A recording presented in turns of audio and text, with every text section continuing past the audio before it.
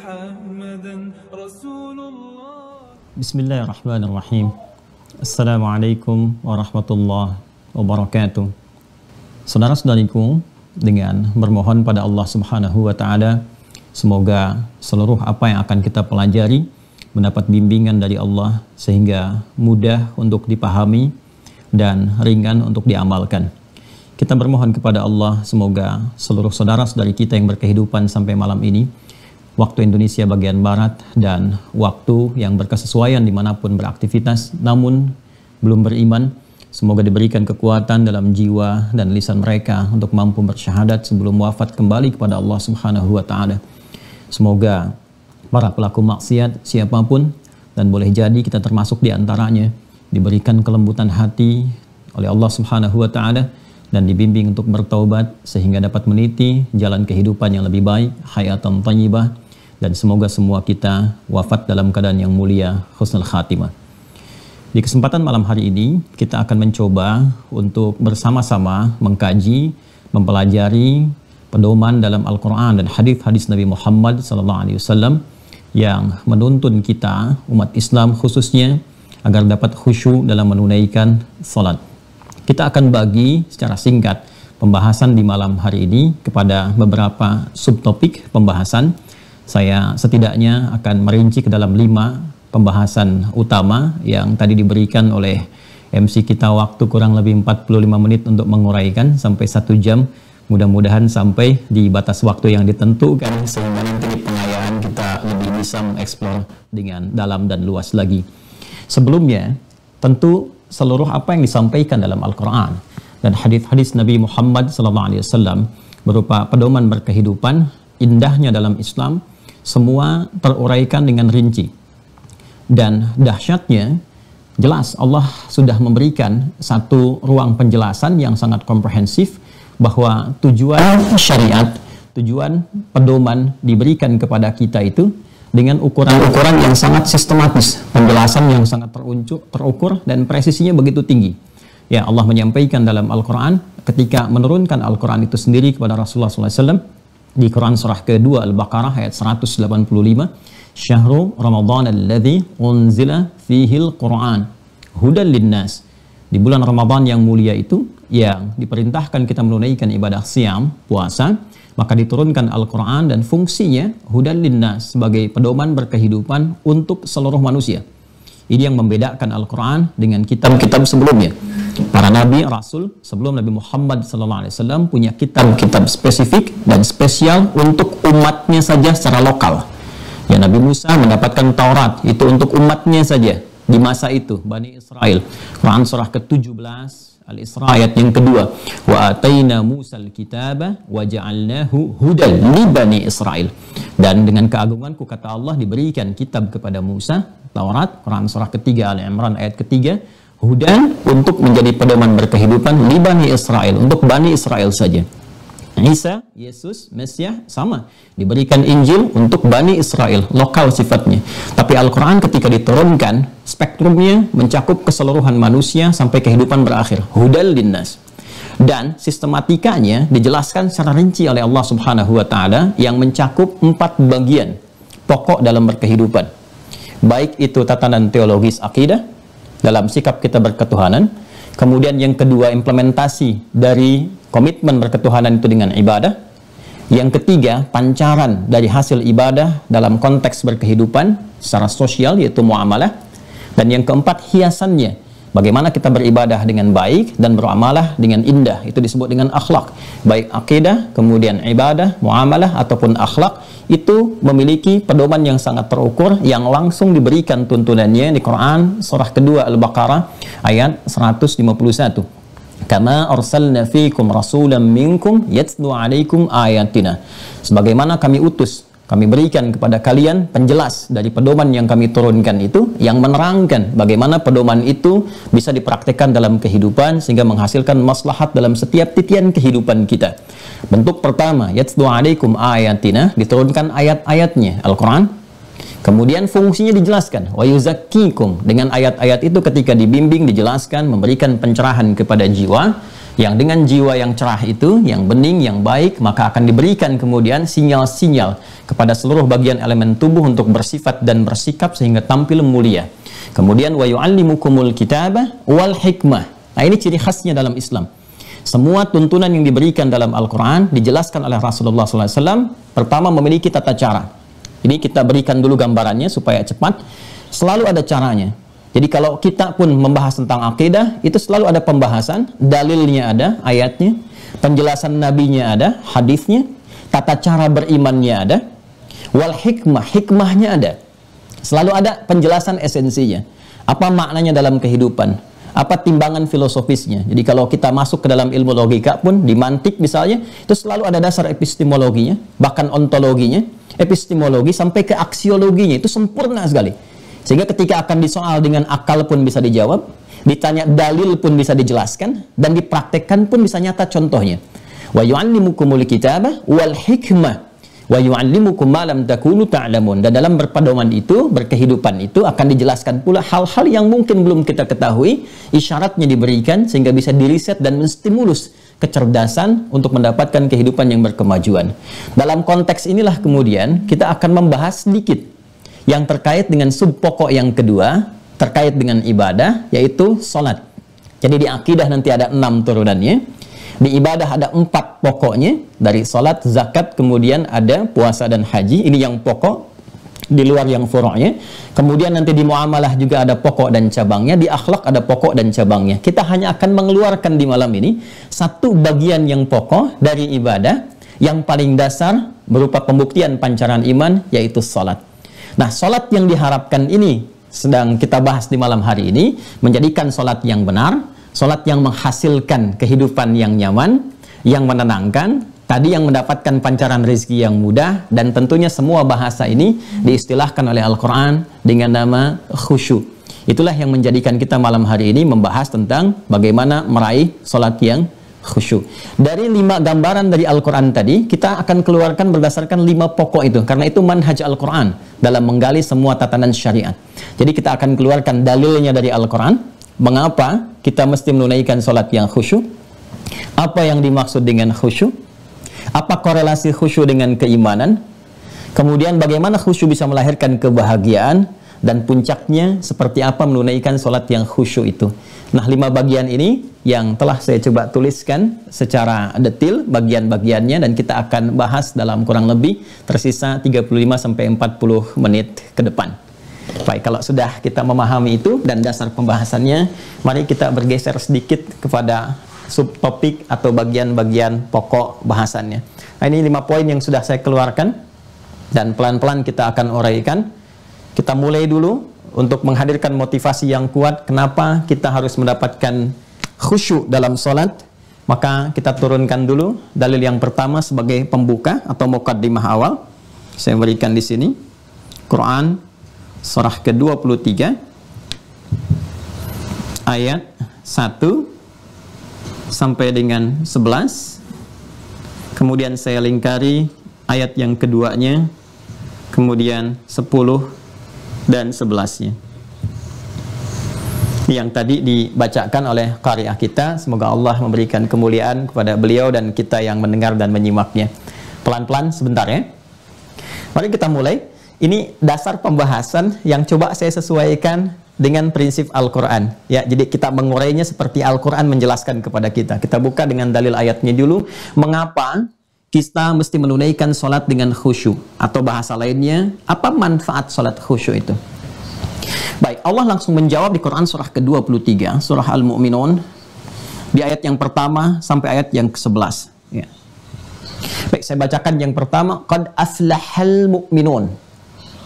Sungguh, orang beriman itu pasti menggenggam kebahagiaan dan kesuksesan. 1. Qad aflahal mu'minun. Itu ayatnya dibuka dengan huruf tahqiq dan taukid. Jadi qad itu, kalau qad ada menyertai satu tatanan kalimat dalam bahasa Arab, biasanya kata kerja yang dimasuki oleh qad itu fungsinya satu, memberikan fungsi penguat, taukid, dan memberikan jaminan kepastian, tahqiq. Ya, jadi kalau ada kalimat dalam Al-Quran dibuka dengan qad, itu sifatnya Allah ingin menegaskan, menekankan apa yang disampaikan, sekaligus menjamin seluruh informasi yang dijelaskan di ayat itu. Ya, jadi qad aflahal mu'minun, cara menerjemahkannya kata Allah, orang-orang yang imannya benar itu, orang-orang yang imannya sejati itu, bentuknya menggunakan isim fa'il, kata benda. Kalau sudah menggunakan kata benda, artinya imannya sudah melekat menjadi identitas dalam pribadi seorang muslim. Ingat, ada yang standar menggunakan kata amana, jamaknya amanu, ya amanar rasulu bima unzila ilaihi min rabbihi wal mu'minun, ya ayyuhalladzina amanu, itu standar iman, dasar. Ya, dasar yang menjadikan kita beriman dengan bersyahadat. Kalau kita ingin mengupgrade terus iman itu supaya naik, menguat, maka nanti bentuknya berubah menjadi fi'il mudhari, yang menunjukkan makna progresivitas, kontinuitas, ya, present, continuous, future, yang berkelanjutan. Ya, alladzina yu'minuna bil ghaib, berubah menjadi fi'il mudhari. Kalau latihan itu terus dilakukan sehingga konsisten dan menjadi identitas yang melekat pada diri kita, ya, imannya semakin menguat, ditunjukkan dengan peningkatan ibadah. Orang belum menunaikan, ya, kita sudah siap-siap. Adzan belum memanggil, kita sudah tahu waktunya. Nah, itu berubah nanti katanya menjadi isim fa'il, kata benda. Ya, qad aflahal mu'minun, kalimatnya berubah dari amanu, yu'minun menjadi mu'minun. Kalau iman seseorang sudah sejati itu, sudah melekat pada dirinya, identitasnya sudah baik, maka kata Allah, saya jamin dia akan mendapatkan kebahagiaan yang sejati, sukses dan bahagia. Masya Allah. Dalam bahasa Arab, kata yang mewakili sukses dan bahagia itu disebut dengan falah namanya. Falah. Pelan-pelan ya. Kata yang mewakili sukses dan bahagia itu disebut falah namanya. Karena itu di kamus-kamus bahasa Inggris itu falah diartikan dengan success and happiness. Ya, kalau kecenderungan sukses saja itu menggunakan derivasi kata fauz, faza yafuzu fauzan, faiz, ya, faizin, faizah dan turunannya itu cenderung sukses. Kalau cenderung bahagia saja dari kata fariha, yafrahu, ya farhan, farhah, itu cenderung bahagia. Kalau kita ingin memadukan keduanya, sukses dan bahagia, maka katanya nanti berubah menjadi falah namanya. Ya, ini bagian pertama. Kalau kemudian kita genggam itu, digenggam, kesuksesan itu digenggam, kebahagiaan itu digenggam dalam setiap titian aktivitas kita, apapun profesinya. Anda dapat menjadi orang tua yang sukses dan bahagia menata keluarga, guru yang sukses, dosen yang sukses, ya, pejabat yang sukses dengan jabatannya, hartawan yang sukses dengan usahanya dan bahagia menikmati hasil usahanya. Itu kalau Anda menggenggam kedua ini, maka katanya berubah dari kata falah menjadi aflah namanya. Kata kerjanya. Aflah. Ya, dari falaha menjadi aflaha. Nah, Allah itu sudah memberikan jaminan tadi pakai qad. Awas ya, hati-hati. Dan menegaskan fungsinya taukid dan tahqiq. Itu memberikan jaminan sekaligus kepastian yang menegaskan. Kata Allah, qad aflaha al-mu'minun. Orang beriman itu, kalau imannya benar, imannya sejati, melekat menjadi identitas dalam kehidupannya, itu pasti menggenggam falah. Ya, apapun yang dia kerjakan pasti sukses. Dengan batas kesuksesan yang diridhai oleh Allah, sesuai dengan maslahat hidupnya. Dan pasti bahagia. Dan ternyata secara cepat, karena waktu kita terbatas, secara cepat, ternyata kunci mendapatkan falah ini, kunci pertamanya, itu bukan kerja keras, keduniawian, bukan ilmu pengetahuan yang dikejar dengan strata tingkat yang paling tinggi, ya, bukan dengan harta yang dikumpulkan. Ternyata kunci kebahagiaan pertama dan pengantar kesuksesan yang diridhai oleh Allah itu disebut dengan falah tadi. Kunci pertamanya ini yang saya bulati di ayat keduanya. Alladzina hum fi salatihim khashi'un. Perhatikan baik-baik. Alladzina, pakai alladzina, ini disebutkan 1080 kali dalam Al-Quran. Kemudian hum, pakai dhamir munfasil, menunjuk kepada sifat taukid. Kita ngaji sedikit pakai balaghah ya, agak dalam sedikit, dengan pendekatan gramatikal agak dalam. Ya. Alladzina hum fi salatihim, nah ini dia, salatihim khashi'un. Kita temukan kata khusyuk di sini. Ternyata kunci pertama untuk mendapatkan kesuksesan, kebahagiaan dalam semua titian aktivitas kehidupan kita itu, ya, adalah sholat. Ini. Fi sholatihim, kata Allah. Karena itulah panggilan sholat yang diperdengarkan 5 kali dalam sehari, setiap pergantian waktu dalam setiap hari. Ingat, dalam setiap hari, waktu berganti itu kan setidaknya dibagi pada 5 bagian. Ya kan? Subuh, ya, menuju pagi terus, ya, dari pancaran pertama matahari mulai memancarkan sinarnya, mulai berkehidupan, ya kan? Subuh, was-subhi idza tanaffas, pancarannya disebut dengan fajar.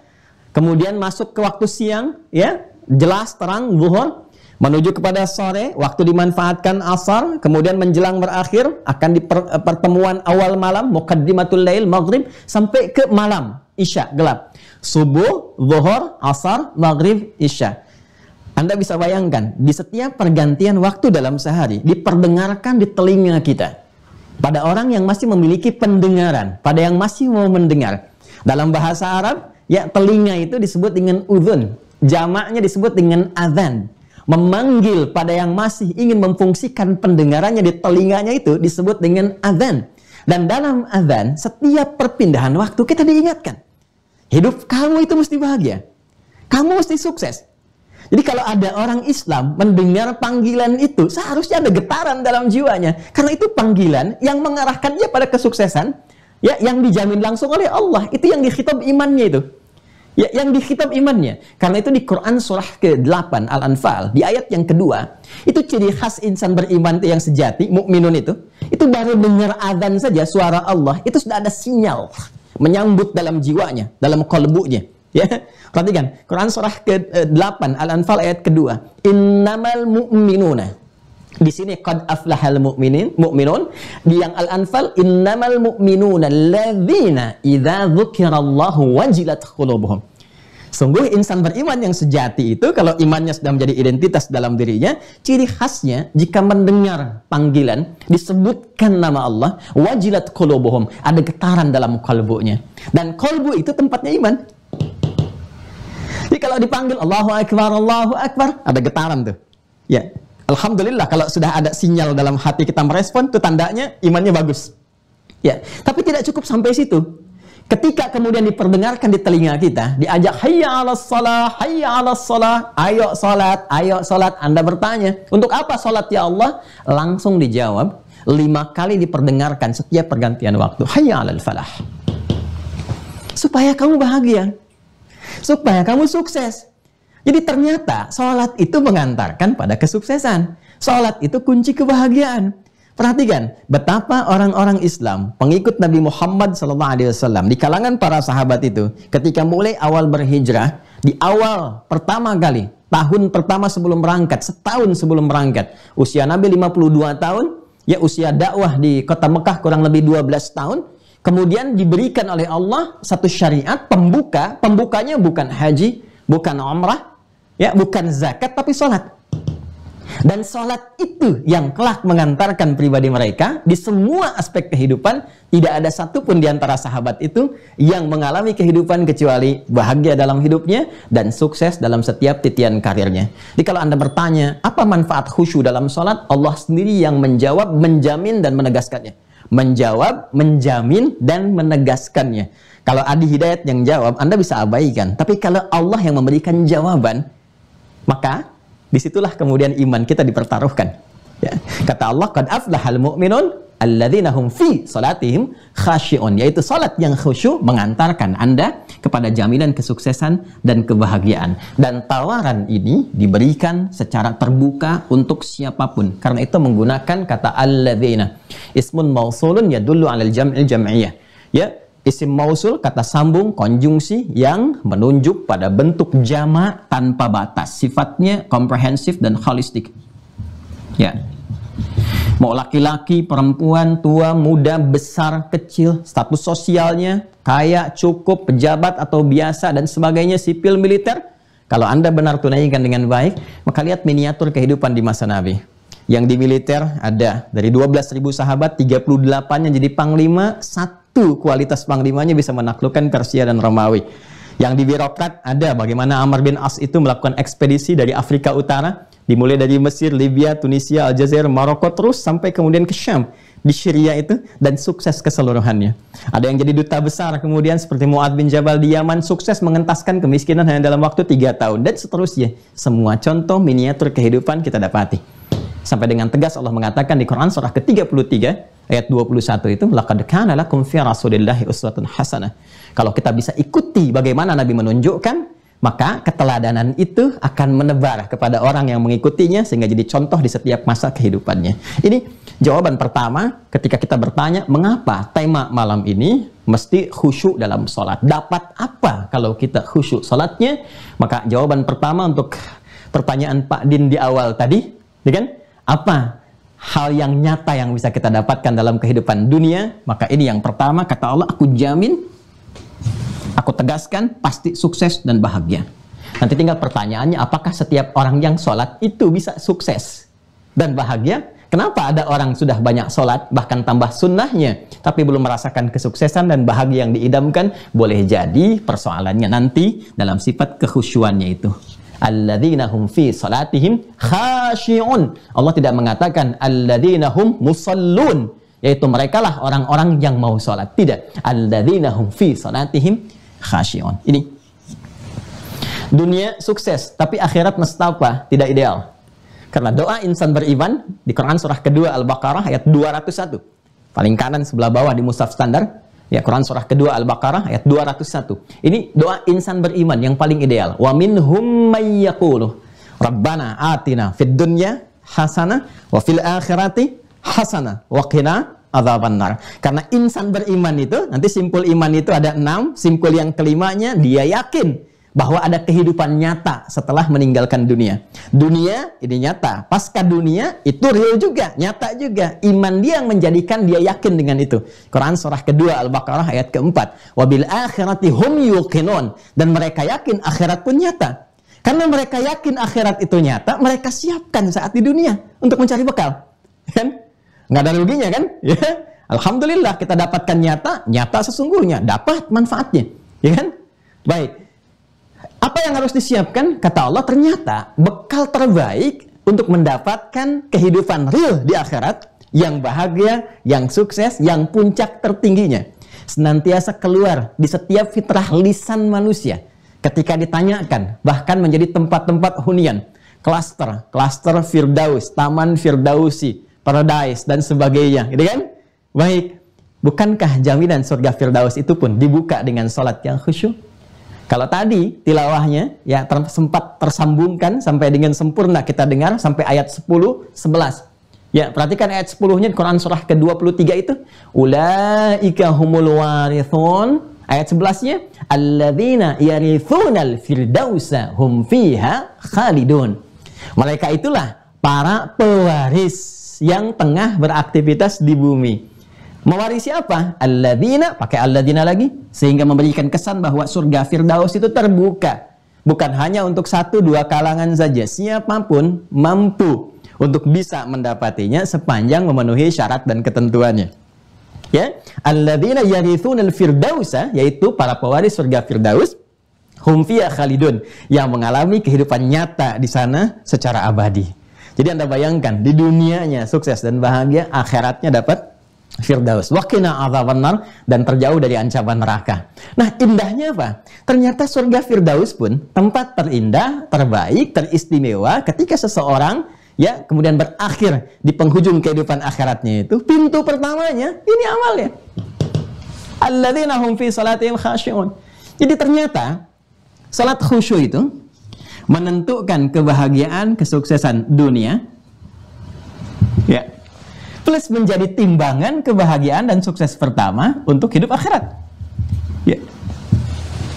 Karena itu saat di dunia betapa ditekankan, ya, dikuatkan, diwajibkan, ternyata kewajiban itu, sifatnya memaksa itu, paksaan itu ditujukan supaya kita mendapatkan nikmat ini. Jadi kalau kita memahami tentang filsafat fikih, kenapa satu hukum diwajibkan, ternyata bukan ingin memberatkan kita, untuk menyempurnakan nikmat. Karena tidak semua orang tidak sujud pun, semua hamba tidak ruku dan sujud pun tidak akan menurunkan status Allah sebagai Tuhan. Tetap Rabbul Izzah.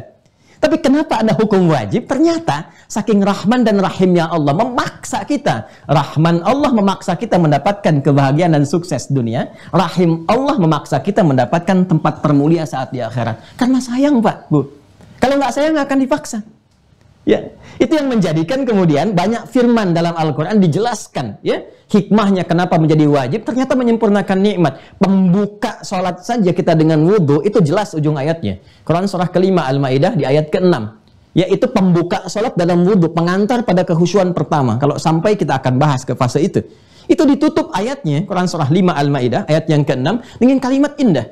Ma yuridullahu liyaja'ala 'alaikum min haraj. Allah tidak ingin memberikan beban kesulitan kepada kalian dengan diturunkannya syariat wudhu ini, kata Allah, pengantar kepada khusyuknya salat. Walakin yuridu liyutahhirakum, ya, tapi diturunkan syariat wudhu ini untuk bisa memberikan sifat kesucian dalam batin kalian, membersihkan terluar kalian supaya mengantarkan kalian pada kenikmatan dan kekhusyuan dalam salat. Waliyutimma ni'matahu 'alaikum. Jadi begitu kalian merasakan kekhusyuan dalam salat itu, taubatnya diterima, hatinya bening, keadaannya bersih, maka terasalah kesempurnaan nikmat itu yang dengan itu kalian la'allakum tashkurun, menjadi lebih bersyukur kepada Allah Subhanahu wa taala. Perhatikan bagaimana Al-Qur'an mengurai dengan indah sekali semua turunannya dan terkorelasi. Jadi ini pengantar pembuka kenapa kita membahas judul atau tema besar kita pada malam hari ini. Karena setiap orang itu selalu ingin bahagia. Nggak ada orang yang ingin bahagia. Setiap orang ingin sukses. Dan kesuksesan itu diharapkan terus memanjang sampai kehidupan yang abadi. Dan pembukanya itu salat yang khusyuk. Di titik inilah kemudian kita akan mengurai apa itu khusyuk. Satu, bagaimana hubungan khusyuk dengan iman. Karena di ayat ini dibuka tadi, dan Anda pun membacakan tadi di tilawah ayat pembuka pertemuan kita malam hari ini, ada korelasi antara iman dengan khusyuk. Qad aflahal mu'minun, iman, alladzina hum fi salatihim khashi'un, khusyuk dalam salat. 2. Kemudian korelasi khusyuk dan kebahagiaan. Apa hubungan khusyuk yang melahirkan kebahagiaan? Cirinya bagaimana kebahagiaan yang lahir dari sifat khusyuk itu? Ya. Yang keempat kemudian, ya, hubungan antara khusyuk dan khasyah. Apa yang disebut dengan khasyah, dan bagaimana khasyah menunjukkan ciri khusyuk, ya, pada seorang hamba dan pada tingkat yang agak tinggi, ya. Dan yang terakhir, cara meraih khusyuk dalam sholat. Seperti apa isyarat-isyarat Al-Quran yang bisa kita keluarkan dan bersamaan dengan petunjuk Nabi SAW. Ini 5 inti pembahasan yang akan kita urai. Jadi tadi baru muqaddimah, ya, mohon maaf Mas Mustafa kalau kemudian nanti pembahasan kita agak panjang, karena ini memang harus terpaksa saya sampaikan untuk bisa menghadirkan motivasi kuat meraih apa yang dijanjikan, sekaligus evaluasi sholat sampai dengan malam hari ini, sudahkah melahirkan hal-hal yang diutarakan. Ini sebetulnya baru 2, saya bisa tambahkan 5 lagi, cuma karena waktu terbatas kita langsung saja kepada inti pembahasan. Yuk kita mulai. Apa itu khusyuk? Khusyuk di dalam bahasa Arab, dan ini menariknya akan senafas dengan urutan ayat-ayat Al-Quran, karena memang gramatikal di bahasa Arab itu sumber referensi pokok pertamanya Al-Quran, ya. Nah, ini yang sangat menarik, ya, referensi pokok pertamanya Al-Quran. Khusyuk dalam bahasa Arab, bahkan kalau Anda buka kamus-kamus bahasa Arab, itu tidak akan terlepas dari 3 pemaknaan utama. 1, al-khudu'.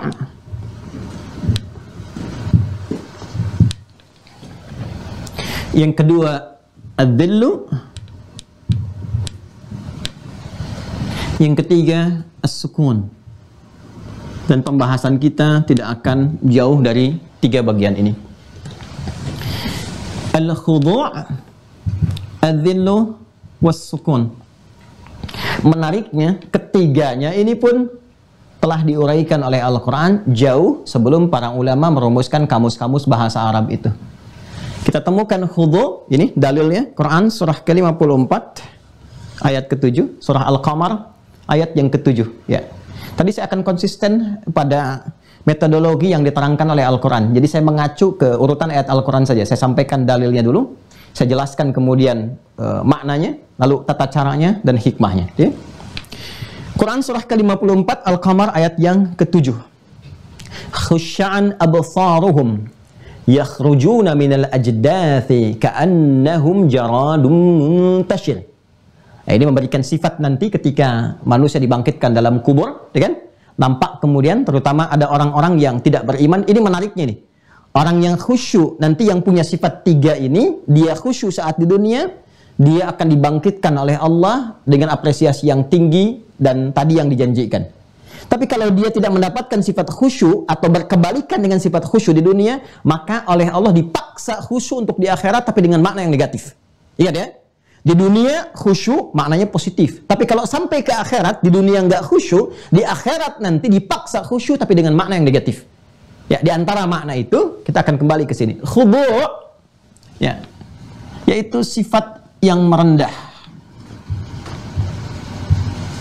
Ya. Orang Arab mengatakan kalau ada seseorang yang merendahkan dirinya, kemudian ditunjukkan lewat sikapnya, bahkan dari rona matanya, ya, dari wajah, dari matanya kemudian terlihat. Kalau kita lihat ada orang yang merendah, ada rendah, ada direndahkan. Ya, kalau di ayat ini menunjukkan konteks akhirat pada orang-orang yang nggak mau khusyuk di dunia, maka direndahkan, dipaksa rendah oleh Allah saat di akhirat. Maka terlihat dari rona matanya, terlihat orang rendah itu kan kalau direndahkan kelihatan matanya, ya, tertunduk ke bawah.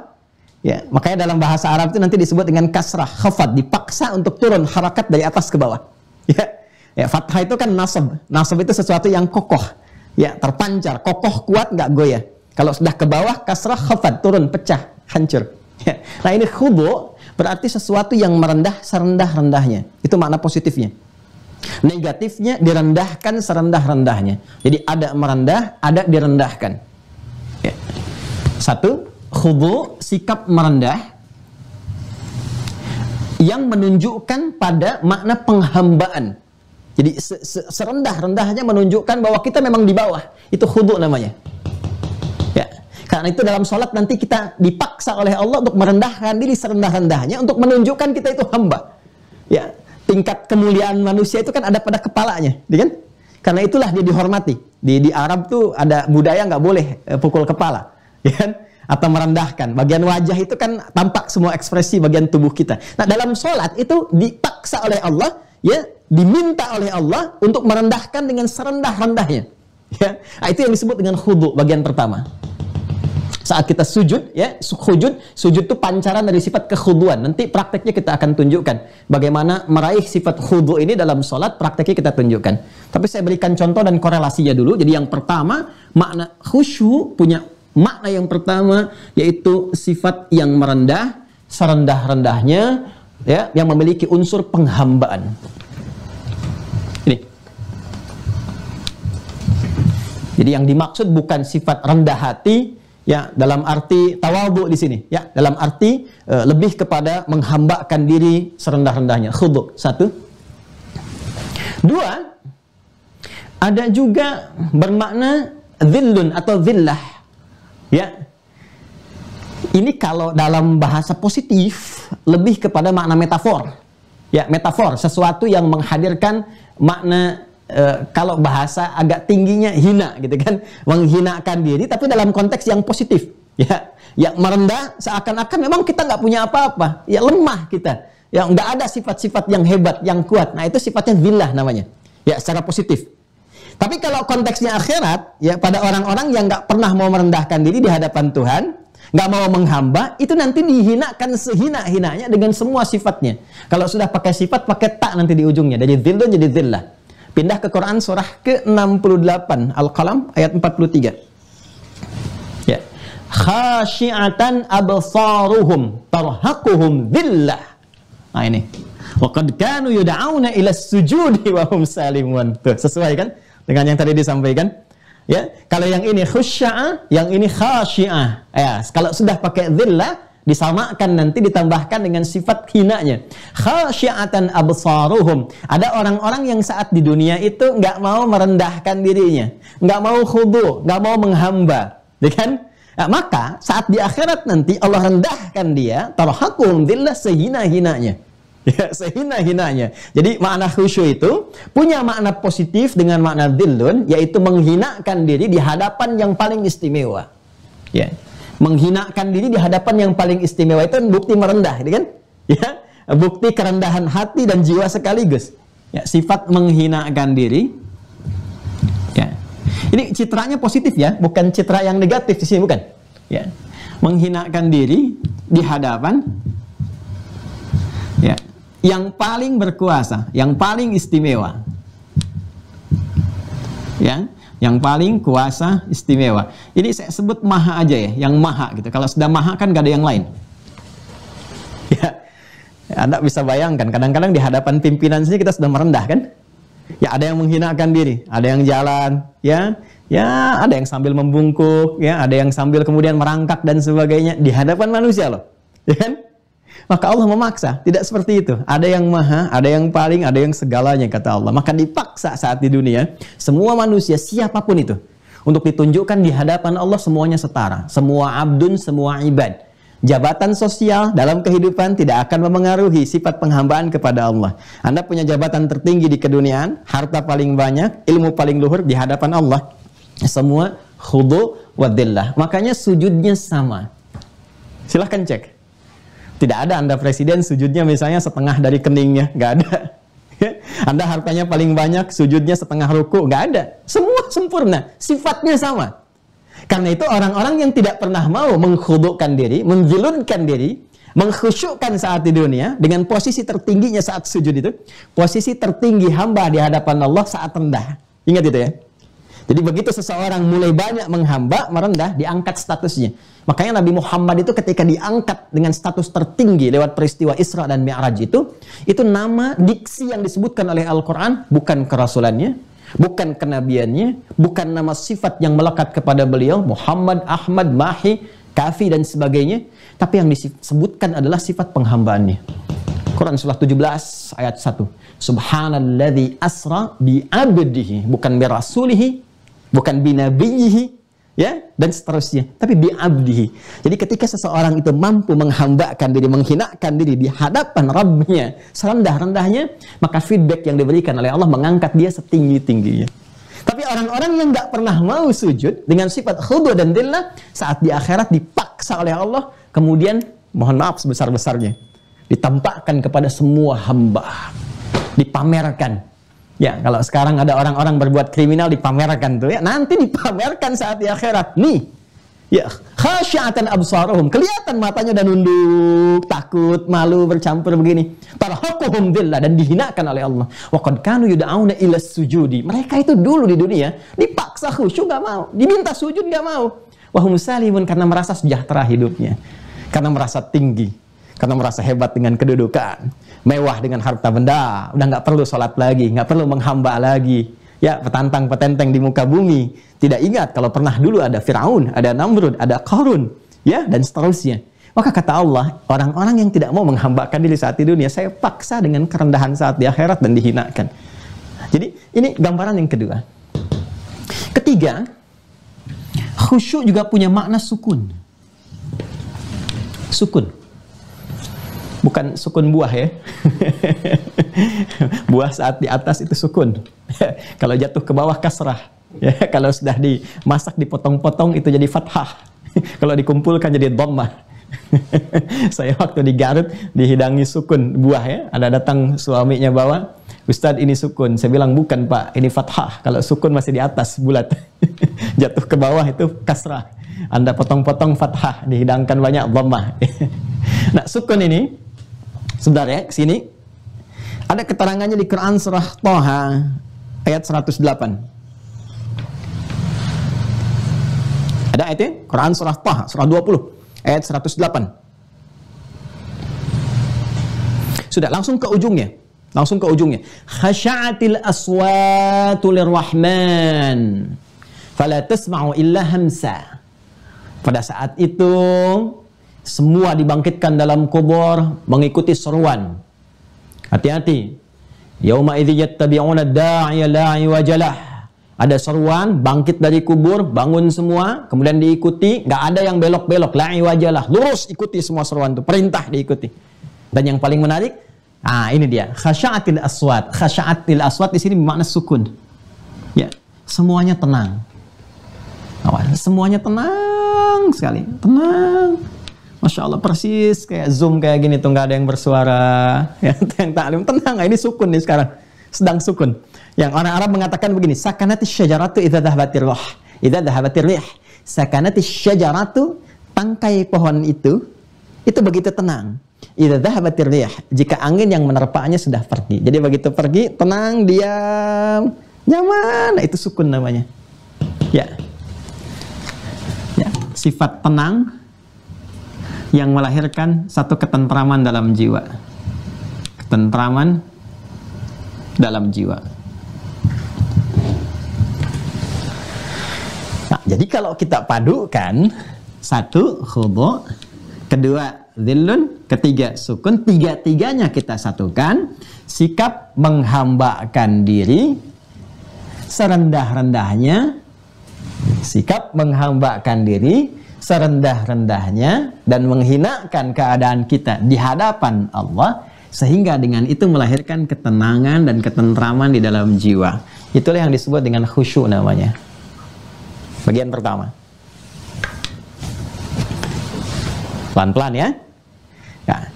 Nah, kalau sudah ada sifat ini, ada ketenangan, kedamaian yang diakibatkan tadi, ya karena merendahkan diri serendah-rendahnya, melahirkan ketentraman, kedamaian. Kita belum bicara tentang caranya, ya kan?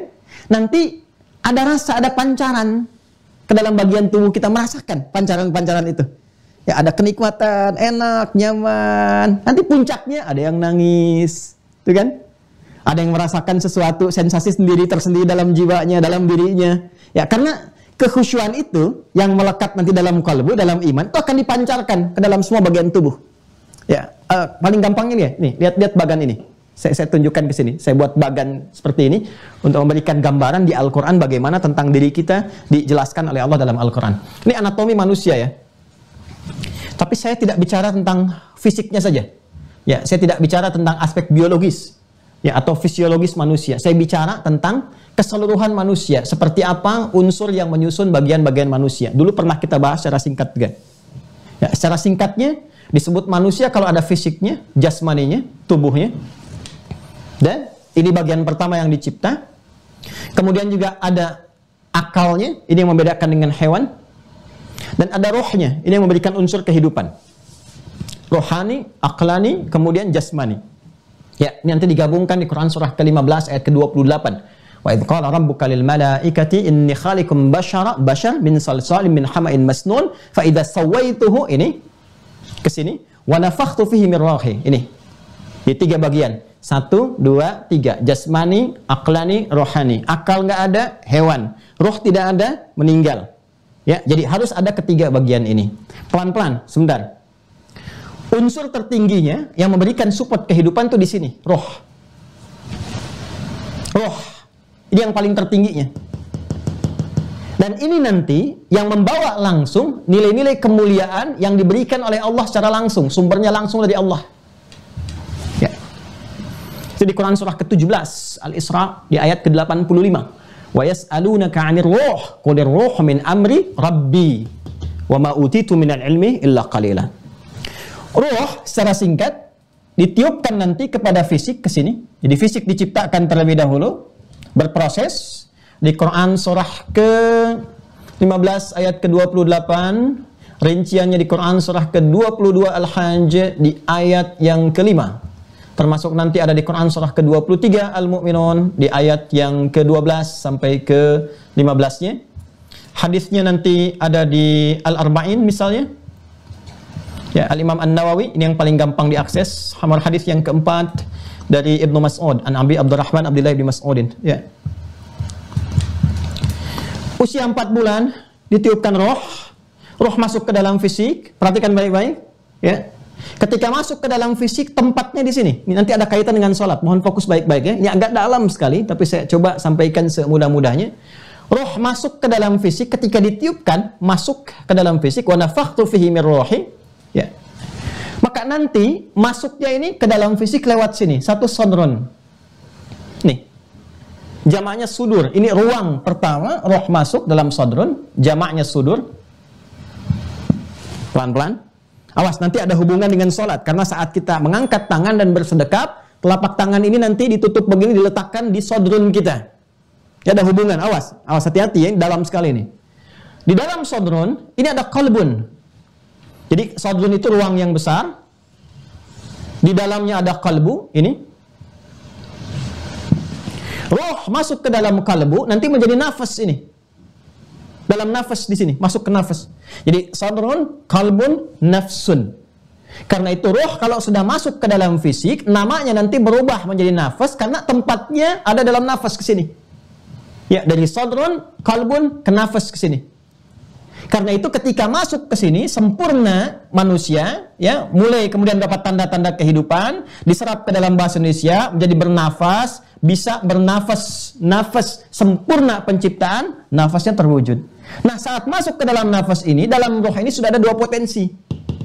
Potensi pertama, itu yang disebut dengan jiwa takwa namanya.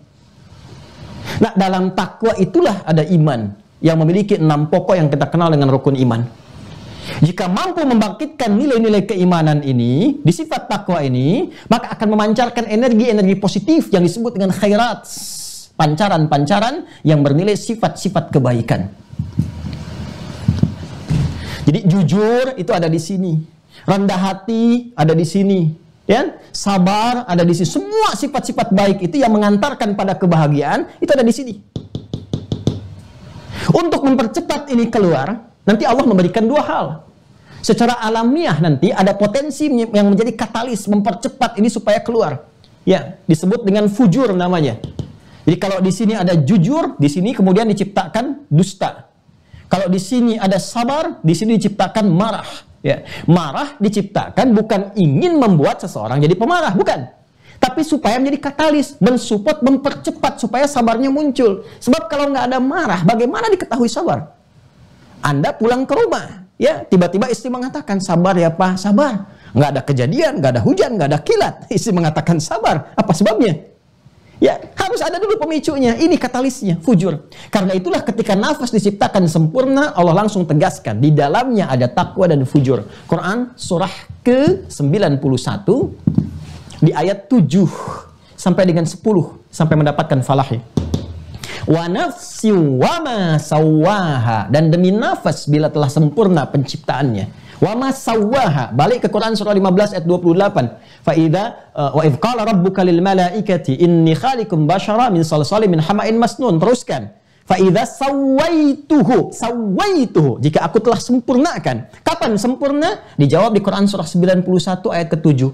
Wa nafsi wa ma sawaha, sempurna penciptaan manusia itu titik awalnya adalah ketika rohnya mulai masuk lewat ke sodur, lewat ke kalbu sampai ke nafas. Sawaha, setelah sempurna fa alhamaha fujuraha wa taqwaha. Nah, di takwa ini inti kehidupan kita. Ini inti kemuliaannya. Ini inti kebahagiaannya. Kalau mampu kita bisa menghasilkan ini, ya, energi-energi positif ini keluar, didorong oleh fujur, disupport oleh malaikat, dibisikin kebaikan-kebaikan, ya, ditampilkan, ya, kemuliaan-kemuliaan. Makanya saat azan berkumandang kan sering dengar bisikan dalam hati kita, cepat sudah azan, siap-siap. Nah, itu malaikat. Ya, ma yalfidhu min qaulin illa ladaihi raqibun atid. Di Quran surah ke-50 itu Qaf ayat 16 sampai 18 itu, ya kan? Nah, ini membisikkan nilai-nilai kebaikan, malaikat menyampaikan nilai-nilai kemuliaan supaya ini naik, muncul. Karena itu kalau ini dominan, maka muncul aflah. Qad aflaha man zakkaha.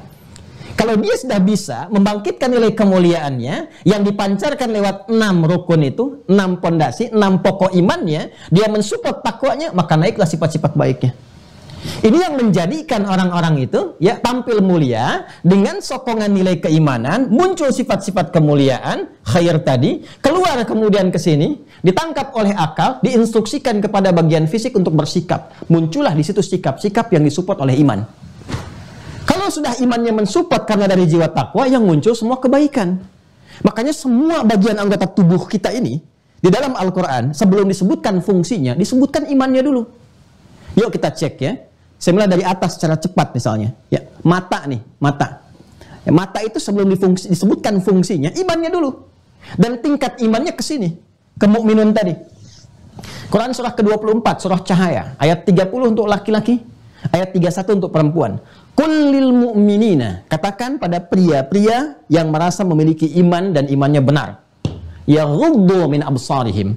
Iman itu akan membimbing dia. Nih, iman mensupport ke jiwa takwa. Terus naik sepersekian detik dengan kuasa Allah. Diperintahkan ke akal, diikat jadi pengetahuan, sifatnya instruktif. Jadi kalau dari sini data masuk jadi informasi, diolah kemudian di jiwa, jiwa berikan perintah, masuk perintah, amarah, diberikan instruksi, diikat oleh akal, jadi pengetahuan, jadi ilmu jadi sikap ke sini. Sepersekian detik. Nah, kalau iman itu kemudian memerintahkan, maka apa yang terjadi? Kata Allah, iman itu akan mengarahkan kepada yang baik. Begitu yang dilihat tak baik menurut pandangan jiwanya, dia akan segera memberikan instruksi pada matanya untuk memalingkannya. Sepersekian detik. Itu ghaddul basar, itu berpaling dari yang tidak baik. Artinya apa? Dia hanya akan melihat yang baik saja. Turun ke lisan. Quran surah 49 ayat 11 sampai 12. Ya ayyuhalladzina amanu la yasraq qaumin qaum la yaghtab ba'dukum ba'dha. Hei orang-orang yang merasa punya iman, lisanmu tidak akan digunakan untuk berkata yang tidak baik. Kamu tidak akan pernah bikin hoax. Tuh, sekarang musim hoax. Ya. Apalagi pada yang lain, untuk mencuri, untuk nyogok, untuk korupsi dan sebagainya. Nggak akan mungkin dilakukan. Karena itu Nabi tegas mengatakan, la yasriqul mu'min inda wa yasriq wa huwa mu'min. Nggak mungkin orang beriman itu mencuri, saat mencuri ada iman dalam dirinya. Karena iman nggak mungkin perintahkan berbuat yang tidak baik. Nah, apa kaitan dengan sholat? Ini menariknya. Nah, sholat itu kalau benar ditunaikan, ya kalau benar, dan kebenarannya diukur dengan kekhusyuan. Sedangkan khusyuk ini tempatnya dalam kolbu di sini. Ya, sedangkan kolbu itu sentuhannya ke nafas. Sedangkan nafas itu untuk membangkitkan jiwa takwa. Karena itulah sholat dikerjakan untuk membangkitkan takwa. Takwa supportnya iman. Kalau takwanya dikuatkan, naik, sifat khairnya muncul. Ya, khair, baik, itu kan muncul kalau jeleknya hilang kan? Baik kan lawannya buruk. Ya, baik itu lawannya buruk. Secara sederhananya. Lawannya buruk. Soleh lawannya salah. Baik itu bisa muncul kalau buruknya hilang. Ya kan? Baru muncul baiknya. Buruk dalam Islam dan bisa kita terapkan dalam kehidupan. Maksud diterapkan itu terlihat seperti itu, bukan dipraktikkan. Ya, bisa kita lihat bentuk nyatanya. Buruk itu sumbernya cuma dua. Kalau bukan bersumber dari syahwat, ya mohon maaf, pornografi, porno aksi, LGBT, zina yang jorok-jorok dan sebagainya, itu bersumber dari syahwat faraj. Disebut fahsya namanya, fahsya. Dalam bahasa Arab disebut fahsya, fahisyah, fahsya. Atau yang diingkari langsung oleh hati. Ya, sumbernya nafsu perut dan akal. Jadi ada nafsu faraj, syahwat biologis, ada nanti nafsu dari perut dan akal. Ya, mohon maaf, diingkari oleh hatinya, bahkan diingkari oleh pikirannya sendiri, tapi bisa dikerjakan. Berbohong, mencuri, korupsi, merampok, membunuh dan sebagainya. Ya, itu kalau disebut masuk kategori yang kedua, namanya mungkar. Mungkar. Buruk itu pintunya cuma dua, nggak ada yang ketiga. Kalau bukan fahsya, pasti mungkar. Nah, menariknya, aktivitas sholat itu kalau benar dikerjakannya, khusyuk itu benar dilakukan, dia akan tembus kepada kalbu. Ya kan? Di kalbunya ini memberikan dorongan kepada nafas, nafas tembus kepada takwa, disupport oleh imannya, keluarlah nilai-nilai kebaikan yang mencegah fahsya dan mungkar. Karena itu ketika orang sholatnya benar, maka hal pertama yang dia dapatkan adalah transformasi kepribadian kepada sikap baik. Itu yang dimaksud Quran surah ke-29 ayat ke-45.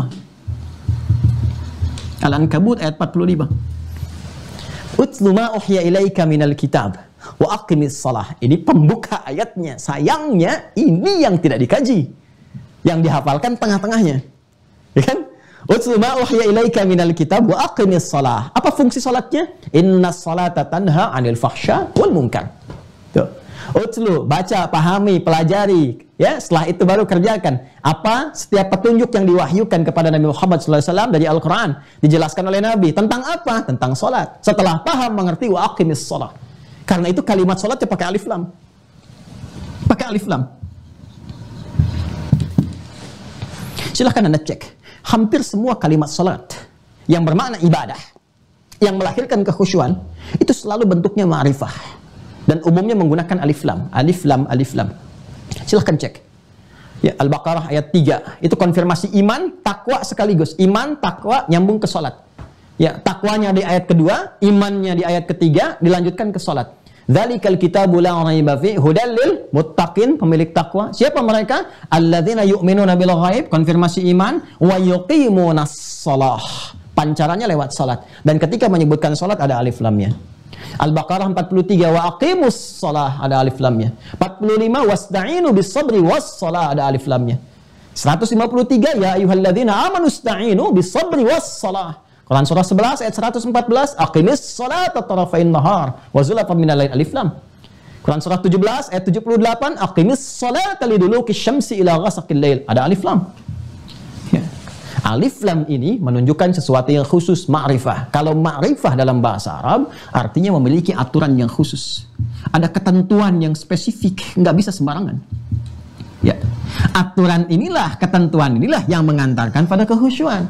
Artinya kalau ada orang sholat betul kelihatan sholat, tapi nggak sesuai aturan, tidak melihat ketentuan, dan tidak mendapatkan kehusyuan, maka mustahil menghadirkan feedback seperti ini. Ini yang menyebabkan terlihat orang itu seperti sholat, tapi perilakunya justru mendekati fahsya dan mungkar. Bahkan ada orang, mohon maaf, yang terlihat boleh jadi ada was-was setan tertentu yang menjadikan dia itu menjadikan sholat sebagai ibadah manipulatif untuk mengejar sifat mungkarnya. Ya, kan ada orang masuk pura-pura sholat, manipulatif sholatnya untuk memaksa mendapatkan mungkar lewat sholat. Anda bayangkan? Dia takbir ikut takbir, jadi begitu orang takbir dia mundur, dia bawa kotak infak. Ada yang masuk kemudian ikut seperti sholat, tapi hanya ingin kelihatan karena musim pemilihan, dia ikut sholat, dia ikut perangkat dan sebagainya supaya terlihat. Ada terdakwa yang divonis melakukan keburukan-keburukan, pakai perangkat-perangkat pakaian sholat supaya meringankan hukuman dan sebagainya. Ya, ini kembali kepada niatnya, tapi ada suasana yang memang nggak didapatkan di masa-masa lalu gitu. Ini muncul. Ada sesuatu yang keliru. Nah, ini saya ingin menjelaskan dulu bagaimana ya kondisi-kondisi orang-orang yang khusyuk itu ya mendapatkan hubungan-hubungan terkorelasi satu dengan yang lainnya. Puncaknya apa? Karena khusyuknya ini sudah aktif tadi, ada khudu, ada dhillun, ada sukun. Sukun itu kan tenang. Ketenangan itu didapatkannya lewat apa? Nanti dilatih lewat sholat. Ya, latihannya disebut dengan sholat. Sholat itu disebut dengan zikir dalam Al-Quran. Quran surah ke-20, Toha, ayat ke-14. Innani anallah la ilaha illa ana iman. Ya, fa'budni ibadah, takwa pancarannya. Wa aqimis sholata li dzikri. Tunaikan sholat sebagai zikir kepadaku. Sholat disebut zikir. Sedangkan fungsi zikir itu menenangkan kepada kalbu. Quran surah ke-13 ayat ke-28. Quran surah 13 ayat 28. Ya, lihat ujungnya. Ala bidzikrillahi tatma'innul qulub. Yakinkan pada dirimu kalau benar zikirmu kepada Allah, dampaknya ke kalbu akan tenang. Ya. Jadi orang-orang yang khusyuk itu dapat ketenangan. Ketenangannya disebut dengan sukun. Latihannya disebut dengan zikir. Prakteknya disebut dengan sholat. Dampaknya ala bidzikrillahi tatma'innul qulub. Dampaknya hatinya tenang. Makanya ketika kita sedang praktek sholat, kan ada ketenangan disebut dengan tumakninah itu. Tumakninah itu latihannya. Nanti hasilnya disebut dengan sukun. Bila dipadukan dengan khudu dan dhillun disebut dengan khusyuk. Orang-orang yang sudah mendapatkan kekhusyuan ini, sentuhan jiwanya tinggi. Jangankan dia saat sholat, dia mendengar ayat Quran pun yang ada nuansa sujudnya. Ya, makanya disebut dengan ayat sajdah. Itu bisa yakhiruna lil azqani sujjada. Tiba-tiba ada getaran dalam jiwanya, menguat keimanannya, tawakalnya tinggi kepada Allah, tiba-tiba dia bersujud, ada yang menangis, ada yang terisak, ada yang bergetar jiwanya. Itu yang dimaksud di Quran surah ke-8 itu ayat kedua di ujung ayatnya. Ya, innamal mu'minuna alladzina idza dzukirallahu wajilat qulubuhum wa idza tuliyat 'alaihim ayatuhu zadatuhum imana wa 'ala rabbihim yatawakkalun. Bagaimana iman meningkat ketika mendengar ayat Quran tadi? Ketika dia mendengar dibacakan ayat Quran kepadanya, meningkat imannya, bertambah kuat hubungannya dengan Allah, dan ekspresinya adalah Quran surah ke-17 ayat 107 sampai 109. Qul aminu bihi aw la tu'minu. Ya, katakan, kalian mau beriman ataupun tidak? Ya, sungguh orang-orang yang pernah diberikan pengetahuan di masa lampau itu, Masya Allah, mereka idza yutla alaihim, jika dibacakan kepada mereka ayat-ayat Allah, yakhiruna lil adqani sujjada, langsung mereka menurunkan, merendahkan wajah mereka, menghinakan diri mereka, sujud pada Allah Subhanahu wa taala. Dan di ayat 109-nya langsung ditambahkan kalimat di ujungnya, ya, wa yaziduhum khusyu'a, dan menambah kehusyuan pada mereka. Jadi kalau khusus sudah sampai ke jiwa, sudah dipraktekkan dalam sholat, sudah nyaman, sudah enak. Tandanya banyak kata Allah. Dengar adzan, ada getaran. Ya, orang sholat nunggu adzan, dia belum adzan dah siap-siap. Subuh ini belum nyampe sekarang, masih jauh waktunya. Waktu Indonesia bagian barat sekarang. Tapi sudah ada yang merencanakan bangun jam berapa. Bahkan ada yang sudah melakukan warming up dengan sholat malam untuk mendapatkan kenikmatan sebelum dia menunaikan sholat pokoknya. Semakin tinggi kehusyuannya, semakin tinggi kemudian terlihat bagaimana pancaran ibadah dalam dirinya. Ya, ketika mendengar ayat Quran dibacakan, tampak kemudian ekspresi tubuhnya untuk menunjukkan gambaran kehusyuan dalam dirinya. Kalau sudah ada ke level itu yang dimaksudkan oleh Al-Quran. Ini, siap jiwanya untuk menerima apapun seperti tanah kering, ya, yang kalau sudah kata Al-Quran di Quran surah ke-41 Fussilat ayat 39, apakah engkau pernah menyaksikan tanah yang kering? Ya, ketika Allah sudah kemudian menyiraminya dengan air, kemudian dia ihtazzat warabat, siap tumbuh tanaman, tumbuh tumbuhan, tumbuh buah-buahan. Orang khusyuk itu diibaratkan seperti tanah kering, jadi subur kembali, yang kalau menerima apapun maka siap dia kerjakan. Maka orang khusyuk tipikalnya kelihatan getaran dalam jiwanya, menyambut ibadah dengan baik, ekspresi keimanan yang muncul dengan ketakwaan, dan siap diperintahkan apapun ketika Allah memerintahkannya. Karena itu orang-orang dulu mengekspresikan dengan dua kalimat, sami'na wa ata'na. Sami'na wa ata'na. Qalu sami'na wa ata'na ghufranaka rabbana wa ilaikal masir. Quran surah kedua ayat 285 itu. Ini. Ya, jadi nggak ada sami'na wa nanyaina. Sami'na wa kami dengar, kami bertanya. Oh, semua sami'na wa ata'na. Diperintahkan sholat, gak nanya waktu, Pak. Sholat. Pada kadang-kadang begini, baru ya ayyuhalladzina amanu. Hai orang-orang beriman, khitab iman itu khitab khusyuk. Hai orang-orang beriman, langsung jawab sami'na wa ata'na. Padahal perintah belum turun, larangan belum dijelaskan. Ya. Tapi kalau khusyuk belum didapatkan, baru ya ayyuhalladzina amanu sudah nanya. Ya, apa ada waktunya sholat dalam Al-Quran? Ya. Apa ada perintahnya? Ini kan? Ini menunjukkan bahwa belum sampai level yang ke tingkat kehusyuan ini. Karena itu, kalaupun terlihat seperti orang sholat, ya bisa melekat dengan kemungkaran atau kefahsyaan, bahkan agamanya sendiri bisa disoal. Ya, ini persoalan. Ya. Nah, saya agak cepat sekali ya, agak cepat. Karena itu tipikalnya yang tadi saya simpulkan, orang-orang khusyuk itu mereka akan cepat merespon kebaikan. Ya, kanu yusari'una fil khairat wa yad'unana raghaba wa rahaba. Quran surah ke-21 ayat 90. Ya, orang-orang khusyuk itu adalah orang-orang yang mereka doanya itu khidmat, ya, raghaba wa rahaba, kemudian cepat mengerjakan kebaikan, yusari'una fil khairat. Ya, ada kebaikan mereka kerjakan, ada peluang dikerjakan, ada orang fakir disantuni. Apapun yang melekat pada diri mereka, punya jabatan digunakan pada kemuliaan-kemuliaan, dibuat kebijakan-kebijakan yang mensejahterakan, punya harta, ya, kemudian digunakan untuk hal positif, punya ilmu ditebarkan dengan keikhlasan, yusari'una fil khairat. Ini. Jadi ada kondisi keimanan pancaran lewat ketakwaan ibadah, ada kondisi respon pancaran iman ketika mendengar ayat-ayat itu, menjadikan dirinya tampak sikap kehusuan, merendah, sujud, dan seterusnya. Ada kesiapan untuk menerima berbagai perintah dan larangan yang Allah kemudian sampaikan. Dan yang terakhir, nampak dalam pancaran semua ekspresi kebaikan dalam dirinya. Jadi, singkatnya orang khusyuk itu pasti baik. Gak ada yang gak baik. Jadi, apapun dia pasti baik. Karena kalimatnya yusari'una fil khairat. Wa kanu lana khasyi'in. Mereka khusyuk. Ya, karena itu jadi orang sholat itu pasti baik. Nggak ada orang sholat itu yang nggak baik, nggak ada. Kalau benar sholatnya. Karena itu Nabi menekankan sejak dini usia 7 tahun, ajarkan yang pertama sholat. Bukan manasik, bukan zakat, bukan puasa. Boleh itu diajarkan, nggak ada masalah. Tapi yang paling pokok itu sholat, kata Nabi itu. Kenapa? Karena ternyata rahasianya, kalau dari kecil diajarkan sholat yang benar, tumbuhlah dia menjadi orang yang punya kepribadian mulia, sebaik-baiknya manusia. Ini yang dimaksudkan ketika dia sudah mulia, sudah bagus dengan tahapan-tahapan ini, maka qad aflahal mu'minun, dia akan menggenggam segala kesuksesan, segala kebahagiaan, jadi apapun dia di dunia. Dan ulaika humul warithun, ayat 11-nya, alladzina yarithunal firdausa hum fiha khalidun. Berdasarkan amal yang telah mereka kerjakan itu, apa saja pekerjaannya, sesuai dengan passion hidupnya, itu berpeluang besar mengantarkan dia pada kenikmatan surga tertinggi. Itu gambaran turunannya. Sekarang pertanyaannya bagian terakhirnya. Ini. Jadi bagaimana sholat yang khusyuk itu? Sikap-sikap tadi itu disebut dengan khasyah yang tadi saya terangkan. Sudah? Ini sudah saya terangkan. Poin 1, 2, 3, 4 sudah selesai. Khusyuk sudah. Khusyuk dengan iman sudah saya terangkan. Kaitan khusyuk dan kebahagiaan selesai.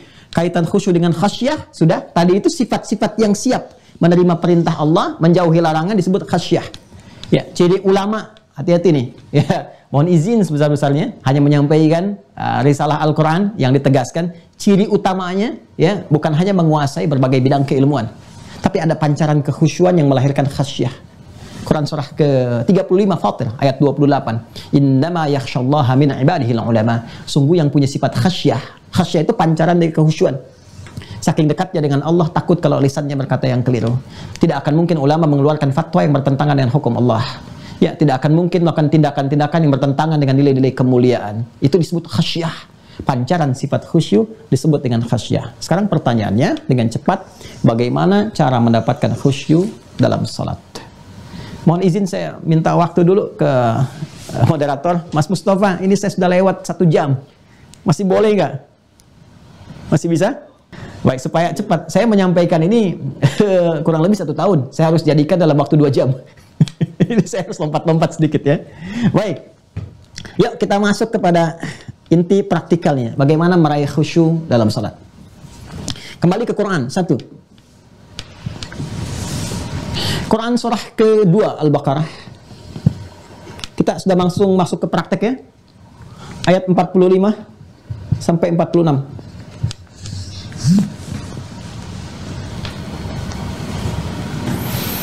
Ingat ya, pelan-pelan. Saya ingin batasi dengan definisi tadi supaya kita terfokus bahasannya. Jadi khusyuk bukan diartikan dengan fokus. Ya, ingat ya, bukan diartikan fokus gitu kan. Ya, khusyuk itu adalah keadaan tentram dan ketenangan dalam jiwa yang hadir lewat mekanisme ibadah setelah kita berusaha merendahkan diri dan menghinakan keadaan kita di hadapan Allah Subhanahu wa taala dalam proses yang disebut dengan sholat itu. Ya, jadi jangan diartikan fokus ya. Kalau fokus ya sulit orang untuk mendapatkan fokus. Yang dimaksudkan sifat ini, keadaan ketentraman, ketenangan yang diakibatkan atau dimunculkan dari proses yang tadi disebutkan. Nah, caranya, mekanismenya, prosesnya. 1 kita lihat Quran surah kedua Al-Baqarah ayat 45 sampai 46. Saya sampaikan dengan cepat. Wasta'inu bis-sabri was-salah. Wa innaha lakabiratun illa 'alal khashi'in. Wasta'inu, dan jika Anda memiliki persoalan dalam kehidupan dan sudah pasti ya kita miliki itu, maka mintalah solusinya kepada Allah. Ini sudah janji Allah ya yang disampaikan kepada kita dan harus kita pegang kuat. Ingat, interaksi kita dengan Allah itu disebut iman namanya. Ya, iman itu meyakini sepenuhnya tanpa ragu. Walaupun belum terlihat ya secara kasat mata oleh pandangan kita misalnya atau aspek-aspek indrawi yang lainnya. Itu iman. Ya, kalau kelihatan ilmu namanya. Ya, meyakini apa yang belum tampak iman namanya. Jelas ya? Nah, kata Allah, jika Anda punya persoalan apapun dalam kehidupan, maka mintalah solusinya kepada Allah. Wasta'inu. Pelan-pelan ya. Bis-sabri was-salah. Pertama, sabar dulu terima itu. Dengan cara sabar. Sabar dulu. Nanti sabar ada babnya sendiri ya. Kalau saya bahas nanti terlalu panjang dan melebar sifatnya. Jadi, cara mengatasi persoalan dalam hidup itu, solusi itu bisa datang. Solusi bisa datang lewat sabar dulu. Ya. Nanti konsep sabar, lain waktu mungkin kalau kita ada pengajian lebih dalam, kita bisa turunkan. Tapi saya berikan ayatnya saja. Quran surah kedua Al-Baqarah ayat 155 sampai 157. Anda kalau bisa mendalami ini dengan baik, insya Allah apapun persoalan hidupnya, maka akan mendapatkan solusi yang sangat indah. Ya, nyaman kita, nyaman. Jadi sudah paham sebelum mendapati persoalan-persoalan yang dihadapi itu. Sudah mengerti bagaimana cara mengatasinya. Ini konsepnya ada di sini. Terima dulu kata Allah, karena bukan hanya Anda yang diuji. Orang dulu pun diuji. Karena itu ketika Nabi mendapatkan ujian sakit misalnya, ditunjukkan Nabi Ibrahim pernah sakit, sikapnya begini. Turun Quran surah ke-26 ayat 80. Nabi Ayub pernah lebih parah, sikapnya begini. Quran surah ke-21 ayat 83 sampai 84. Ketika diganggu, dilempari di Taif, turun juga berita. Nabi dulu pernah begini, pernah begitu. Ada kisah Musa, kisah Nabi Yunus dan sebagainya. Ya, terima dulu dengan sabar. Karena sabar bisa menguatkan nilai-nilai kualitas kebaikan dan menjadikan lebih kuat kita dalam menyikapi persoalan kehidupan di masa depan. Lalu, kata Allah, setelah kamu merasakan tenang, sabar itu melahirkan ketentraman awal, pengantar pada ketenangan. Kalau kita paham ilmu sabar, apapun yang kita hadapi, ya permasalahan apapun, itu ada ketenangan dulu di awal. Setelah kita jernih karena tenang itu, jernih berpikir, lalu minta solusi kepada Allah. Lewat apa? Wassalah. Lewat salat.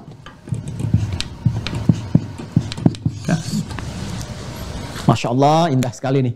Ya, ternyata salat itu solutif. Ya Allah langsung menawarkan semua persoalan-persoalan kehidupan, mintakan kata Allah dalam salat. Terima dulu dengan sabar, karena di balik itu ada hikmah yang menguatkan dirimu, meningkatkan kualitasmu. Nanti saat salat, ya, mintakan kepada Allah solusinya. Karena itu hikmahnya salat dibagi 5 waktu, supaya Allah bisa mengentaskan semua persoalan kita di setiap keadaan. Subuh ada masalah, selesai. Subuh ke siang ada persoalan, di siang tuntas. Siang ke sore selesai. Sehingga tidurnya nyaman. Nggak membawa persoalan dalam tidur. Sampai kita selesai tidur pun kembali kepada Allah dalam keadaan yang tenang. Karena itu jiwanya dipanggilin ketenangan, dan ketenangan itu dilatih lewat salat.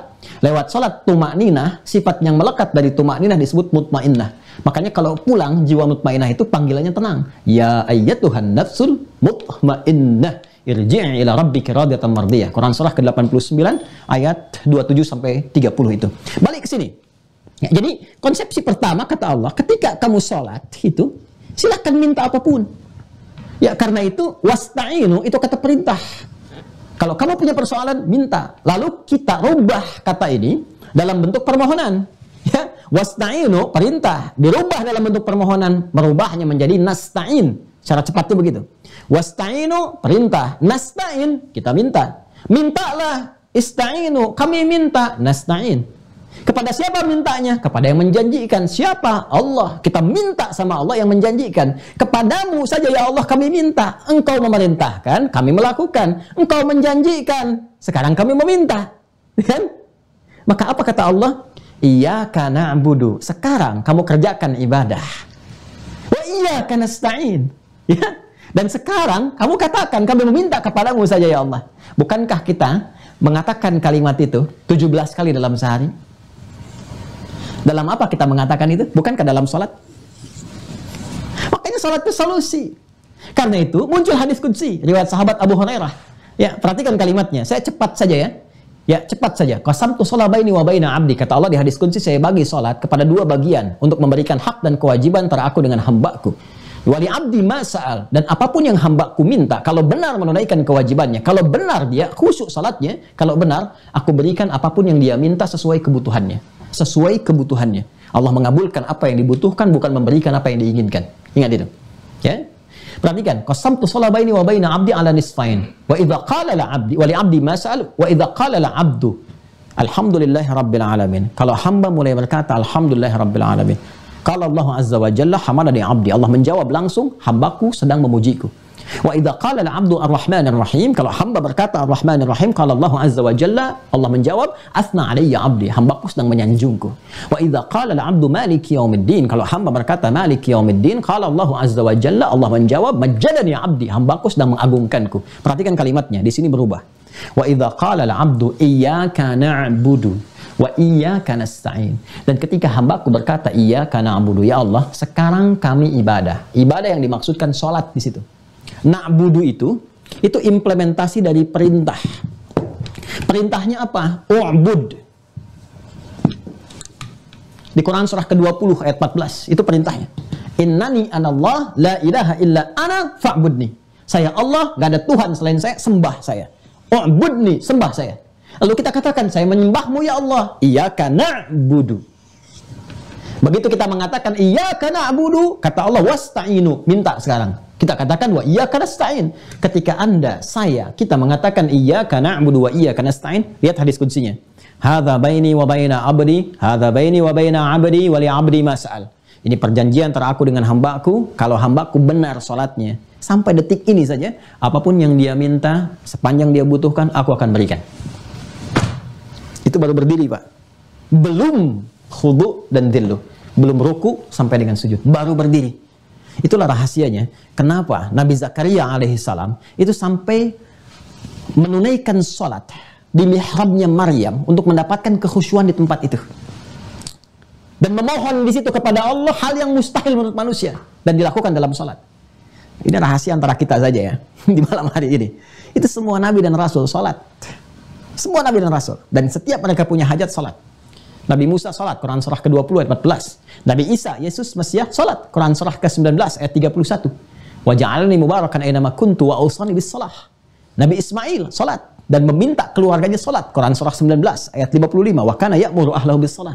Nabi Zakaria divonis istrinya menufus dan mandul, mohon maaf, tak mungkin punya keturunan dan minta solusinya lewat salat. Quran surah ketiga Ali Imran ayat 38 sampai 39. Apa yang terjadi begitu minta hunalika da'a Zakaria rabbah. Di mihrabnya Maryam, Zakaria berusaha menunaikan salat mendapatkan keberkahan dan kehusuan di dalamnya. Apa yang terjadi? Qala rabbi habli min ladunka dzurriyyatan thayyibah innaka sami'ud du'a. Ya Allah, mereka mengatakan semua aku nggak mungkin punya keturunan. Maka aku memohon kepadamu yang tidak punya batas dalam pemberian. Al-Asmaul Husna. Sifat Wahhab, habli. Berikan kepadaku ya Allah darimu yang tidak punya batas dalam pemberian. Engkau pasti mengabulkan doaku. Kalau pada yang maha mendengar dan maha menjawab doa tidak mengabulkan, kepada siapa lagi aku mesti memohon? Apa yang terjadi? Perhatikan jawabannya di ayat 39. Fanadathul malaikatu wa huwa qaimun yusalli fil mihrab. Turun malaikat langsung membawa informasi, menyeru, menyampaikan doamu dikabulkan. Sedangkan beliau masih berdiri dalam sholat, belum selesai sholatnya. Anda bayangkan. Jadi kekhusyuan dalam sholat itu, dahsyatnya khusyuk, kita meminta dalam berdiri saja, itu bisa dikabulkan walaupun sholatnya belum selesai. Ya, Annallaha yubasyiruka bi Yahya. Allah kasih kabar, kamu akan punya anak, namanya Yahya. Langsung dikasih oleh Allah namanya. Ya, yang mustahil menurut manusia, lahir dari rahim seorang perempuan, yang divonis menopause dan mandul, bayi yang hidup, kata Allah, jadi dan hidup dia.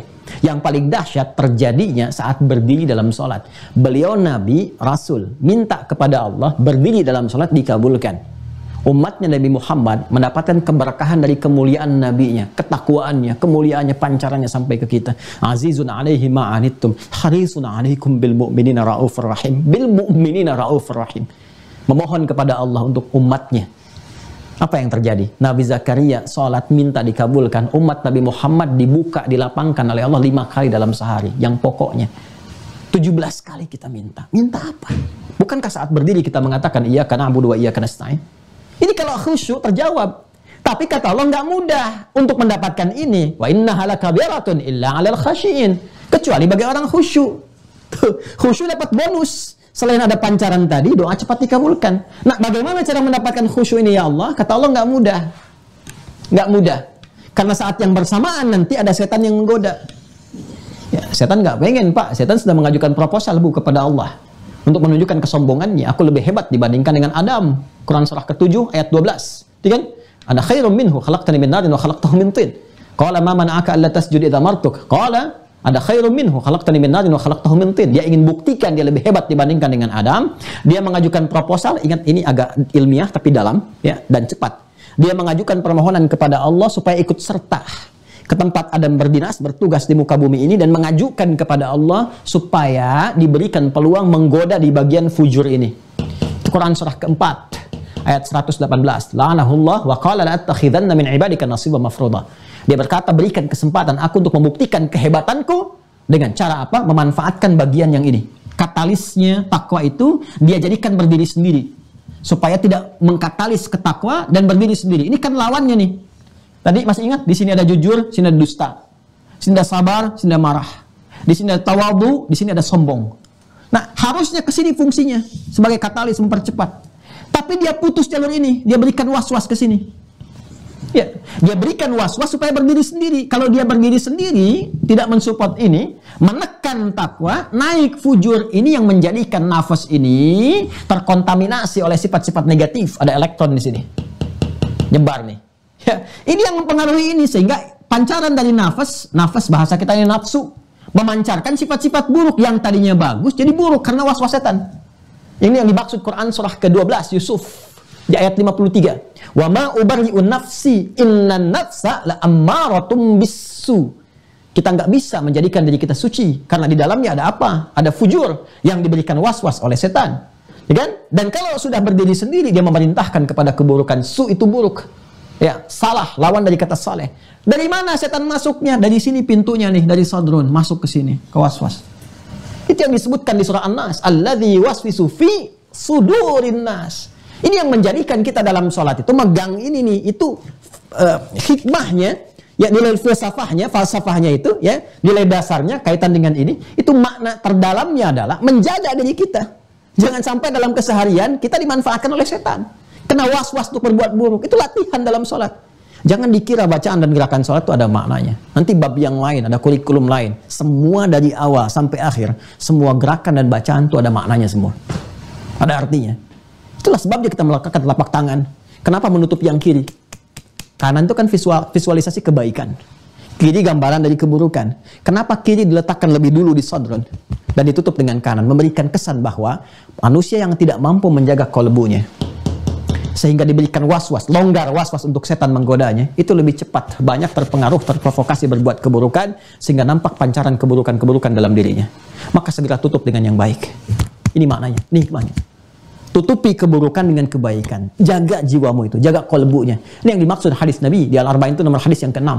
Wa inna fil jasadi mudghatan, ala wa inna fil jasadi mudghatan idza salahal jasadu kullu wa idza fasadat fasadal jasadu kullu ala wa hiyal qalbu. Ketahuilah dalam diri kita itu ada satu bagian yang kalau Anda bisa menjaganya, maka baik semua bagian ekspresi tubuh. Kalau tak mampu menjaganya, rusak, dia rusak sebuah bagian ekspresi tubuh. Ala wa hiyal qalbu, itulah qalbu. Kita jaga, kita tutup. Ini yang dimaksud Quran surah ke-11 ayat 114 ketika turun. Aqimis salata tarafain nahar wa zulafan minal lail innal hasanati yudhibnas sayyi'at. Ayat ini turun ketika ada seseorang berkonsultasi berbuat jelek pengen dihukum. Maka turunlah perintah dengan turun ayat ini mengatakan kalau kamu mengerjakan yang baik, kerjakan yang baik untuk menutup yang burukmu. Taubat, ya, ciri khas diterimanya taubat, kerjakan yang baik. Yang baik, maka yang buruk akan tanggal. Ini yang dimaksudkan tutup yang kiri dengan yang kanan, jaga sodrunmu. Alladzi yuwaswisu fi sudurin nas. Ini ilmunya agak dalam ya. Jadi tapi saya harus agak cepat untuk menyampaikan ini. Dan menariknya kalau kita kaji lebih dalam, ini takwa disebutkan 115 kali, derivasi di Al-Quran. Turunan ini jadi nafsu disebutkan 115 kali. Malaikat mensupport takwa disebutkan 88 kali dalam Al-Quran. Setan memberikan was-was disebutkan 88 kali dalam Al-Quran. Semua seimbang. Di setiap kita akan berbuat baik, ada setan yang berupaya mencegah. Maka menjadi tidak mudah pun khusyuk dalam sholat, kata Allah, karena ada setannya. Saya jawab tepat ya pertanyaan moderator di awal. Kenapa saat seseorang kita akan sholat tiba-tiba teringat ini dan itu? Ya, tinggal dilihat. Kalau ingatan mensupport kepada kehusyuan, maka itu support dari malaikat. Tapi ketika ingatan mensupport kepada hal di luar sholat, walaupun sifatnya baik, tapi di luar sholat, keduniaan, nemu ini, nemu itu, ingat kunci mobil di mana, itu sesuai dengan pernyataan Nabi. Ketika seseorang bertakbir, ya, maka kemudian muncul setan memberikan was-was. Ya, fayaqulu syaitanu udhkur kadza, maka setan mengatakan ingat ini, ingat itu. Hatta la yash'ural musalli kam raka'atan yusalli, sampai ada orang salat yang tidak sadar berapa rakaat sedang menunaikan salatnya. Ya? Pasti terjadi kalau Nabi mengatakan pasti terjadi. Nah, sekarang ini tidak mudah dilakukan salat itu kecuali bagi orang khusyuk. Kita bertanya bagaimana cara khusyuk salatnya ya Allah? Langsung ayat ke-46, kita agak cepat. Saya kira mungkin 15-20 menit saya akan selesai. Ya. 1. Ayat 46. Alladzina yadhunnuna annahum mulaqu rabbihim. Orang khusyuk itu adalah orang yang saat akan mulai sholat. Ternyata khusyuk dimulai sebelum sholat persiapannya. Ada pra-sholat. Khusyuk itu dimulai sebelum sholat. Pra-sholat. Alladzina yadhunnuna annahum mulaqu rabbihim, yaitu orang-orang semua tanpa kecuali, laki-laki, perempuan dan sebagainya, pakai alladzina. Yadhunnuna annahum mulaqu rabbihim, orang-orang yang menyadari bahwa dalam salat itu dia akan menghadap kepada Rabbnya. Awas. Ya, ini bahasanya singkat tapi dalam. Jadi orang khusyuk itu kelihatan, kata Al-Quran, sebelum salat dia menyadari sepenuhnya, merasakan ini akan menghadap Allah. Ingat ya, kalau disebutkan Allah, berarti itu nama yang mencakup semua sifat dan keagungannya. Al-Asma'ul Husna. Ya, Ar-Rahman, Ar-Rahim, Al-Malik, Al-Jabbar, dan seterusnya, semuanya. Itu dicakup dengan satu nama, Allah. Di Quran surah ke-17, ayat 110. Qulid Allah, awid Ar-Rahman, ayyamma tad'u falahul asma'ul husna. Ya, walillahil asma'ul husna. Itu kalau sudah disebutkan Allah, semua nama-nama tadi tercakup di dalamnya. Yang mau saya ilustrasikan begini, Anda ketemu orang, public figure siapapun yang punya sifat kebaikan, mulia, ilmunya luas dan sebagainya. Bukankah ketika ada undangan Anda siap-siap begitu rupa? Tampilan dibaguskan, diperbaiki dan sebagainya. Nah, ini yang mengundang kita, yang maha segalanya, yang menciptakan sosok itu. Karena itu, ketika ada panggilan Allahu Akbar, kalimat Allah disebutkan, wajilat qulubuhum, seharusnya yang hadir dalam jiwa kita itu semua sifat kemuliaan tadi. Ini yang manggil yang maha besar, yang maha mulia, yang maha agung, yang menawarkan solusi, yang ngasih semua hal kebaikan kepada kita. Ini manggil kita sekarang, hadirkan makna itu. Jadi bukan sekedar mendengar Allahu Akbar, tiba sholat, bukan. Ya, kalau mau khusyuk kata Allah, rasakan ini. Kita dipanggil oleh satu zat, Rabbul Izzah, yang memiliki semua sifat-sifat keagungan. Ya, dan laisa kamitslihi syai', enggak ada yang serupa. Manusia itu masih kecil ciptaan kok. Ya, kenapa Anda dipanggil pejabat tertinggi dalam kehidupan sosial kita atau di negara kita, bersiap-siap dengan hebat dan bagus. Sekarang yang mewafatkan pemimpin itu, yang mewafatkan orang kaya itu, yang mewafatkan ulama itu manggil kita. Makanya orang-orang khusyuk kelihatan. Ya, nampak kata Allah, persiapannya ada di Quran surah ke-7, dijawab di Quran surah ke-7 ayat 31. Quran surah 7 ayat 31. Apa persiapan orang ini? Ya bani Adama, hei semua anak cucu Adam, khudhu zinatakum 'inda kulli masjid. Ketika panggilan di masjid sudah disampaikan, Allahu Akbar, ini tafsir cepatnya ya. Tafsir cepatnya ya. Ketika panggilan di masjid sudah disampaikan, maka kenakan semua pakaian terbaikmu, terindahmu. Karena ternyata Masya Allah, orang khusyuk itu kelihatan, dari pakaiannya kelihatan. Mohon izin ya Pak ya, Ibu kita berlatih. Kalau nggak percaya silakan. Anda tunaikan, jangankan yang fardu, yang sunnah saja. Lihat dari pakaian. Kalau cuma mengenakan kaos, apalagi kaos olahraga dipakai untuk menunaikan sholat misalnya, sementara ada pakaian yang lebih bagus, yang lain yang lebih layak gitu, kenakan aja kaos oblong, tutup aurat aja, dan sebagainya. Lihat bagaimana perasaan dan suasana sholat yang ditunaikan. Akan beda rasanya dengan kita menyiapkan baju terbaik. Bukan mewah ya, tapi yang terbaik yang bisa kita dapatkan dari harta yang paling halal.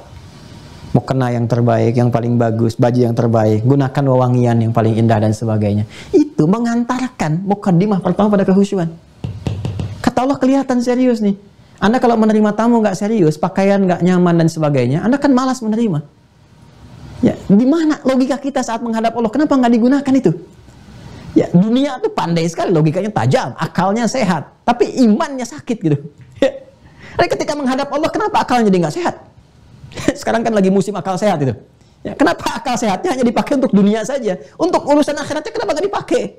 Anda menghadap duniawi, tampilan bagus, menghadap Allah pencipta Anda, dan Anda di situ memohon, meminta, butuh kita. Kenapa kata Allah tampilannya biasa-biasa saja? Jadi kelihatan orang khusyuk dari penampilan terlihat satu. Dan yang dahsyat, perhatikan, wa annahum ilaihi raji'un. Wa annahum ilaihi raji'un. Allahu Akbar. Dan mereka menyadari ya, bahwa boleh jadi ini sudah agak malam nih kalau mendengar kalimat raji'un, artinya apa tuh?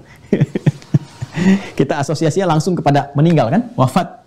Ya, innalillahi wa inna ilaihi raji'un. Ya, si fulan dipanggil Allah, apa artinya? Biasanya orang memahaminya meninggal kan? Nah, bukankah kita dipanggil Allah dalam sholat? Dipanggil nih, suara muadzin kan manggil kita tuh. Ya, hakikatnya panggilan dari Allah kan? Kata Allah tuh begini, kamu tuh saya panggil sekarang untuk menghamba, saya berikan solusi dari persoalanmu. Tapi boleh jadi panggilan itu panggilan terakhir dari kehidupanmu.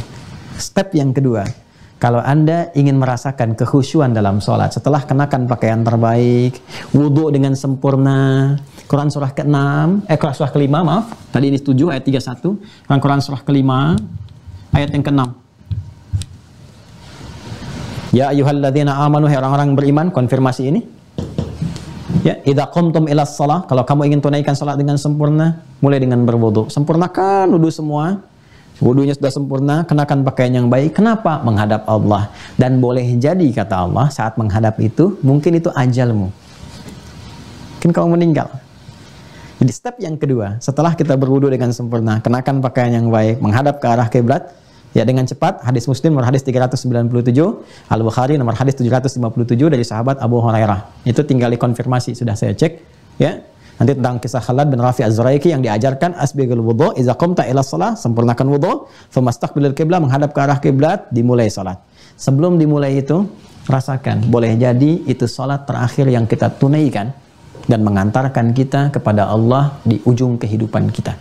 Itu yang menjadikan Nabi sebelum sholat pernah memberikan isyarat dan mengatakan sallu sholatan muwadda'.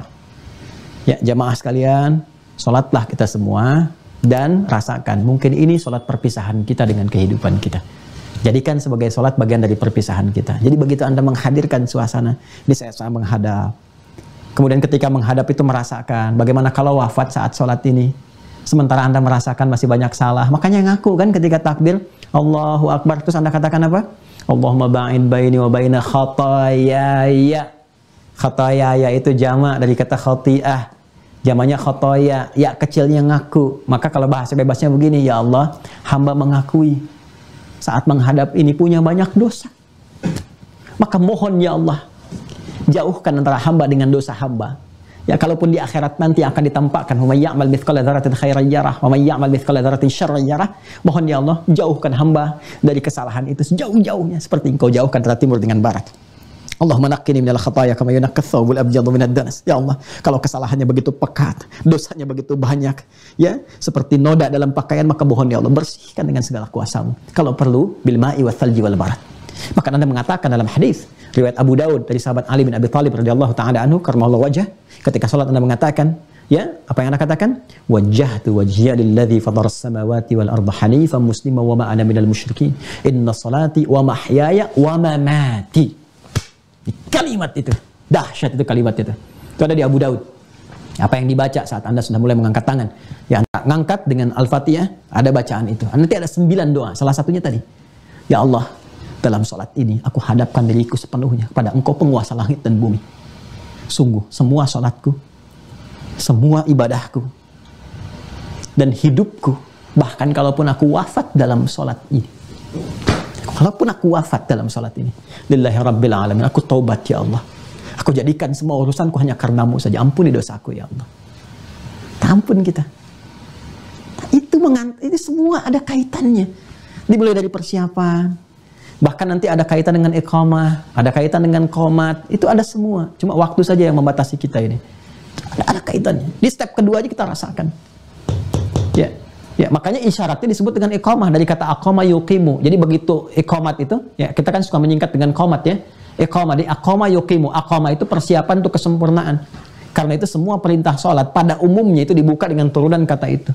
Alladzina yu'minuna bil ghaib wa yuqimuna shalah. Aqimis shalah wa aqimus shalah. Tunaikan sholat dengan sempurna. Itu isyaratnya.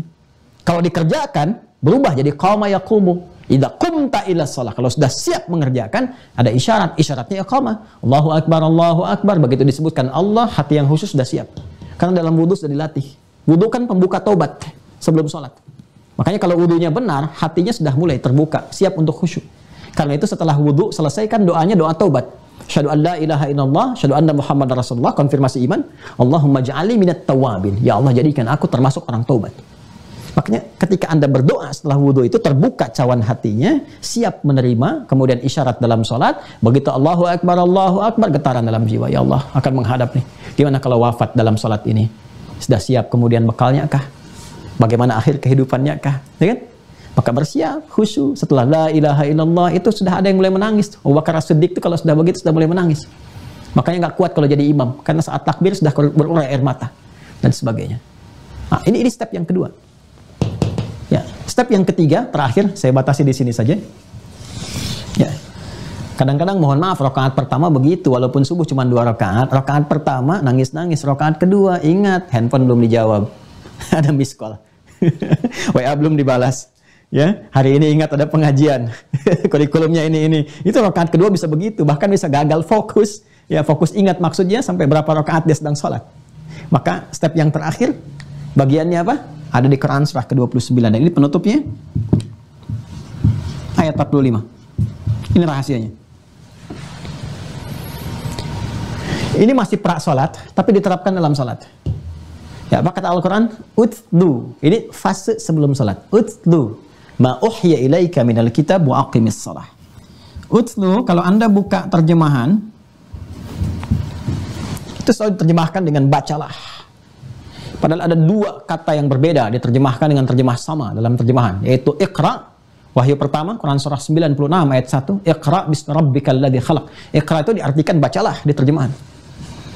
Tapi kalau Anda buka Quran surah ke-29, Al-Ankabut ayat 45, itu utslu kalimatnya. Tapi terjemahannya sama tuh, bacalah. Nah, ini perbedaan terjemah dengan tafsir. Ya, terjemah mewakili keumuman makna, tafsir detil.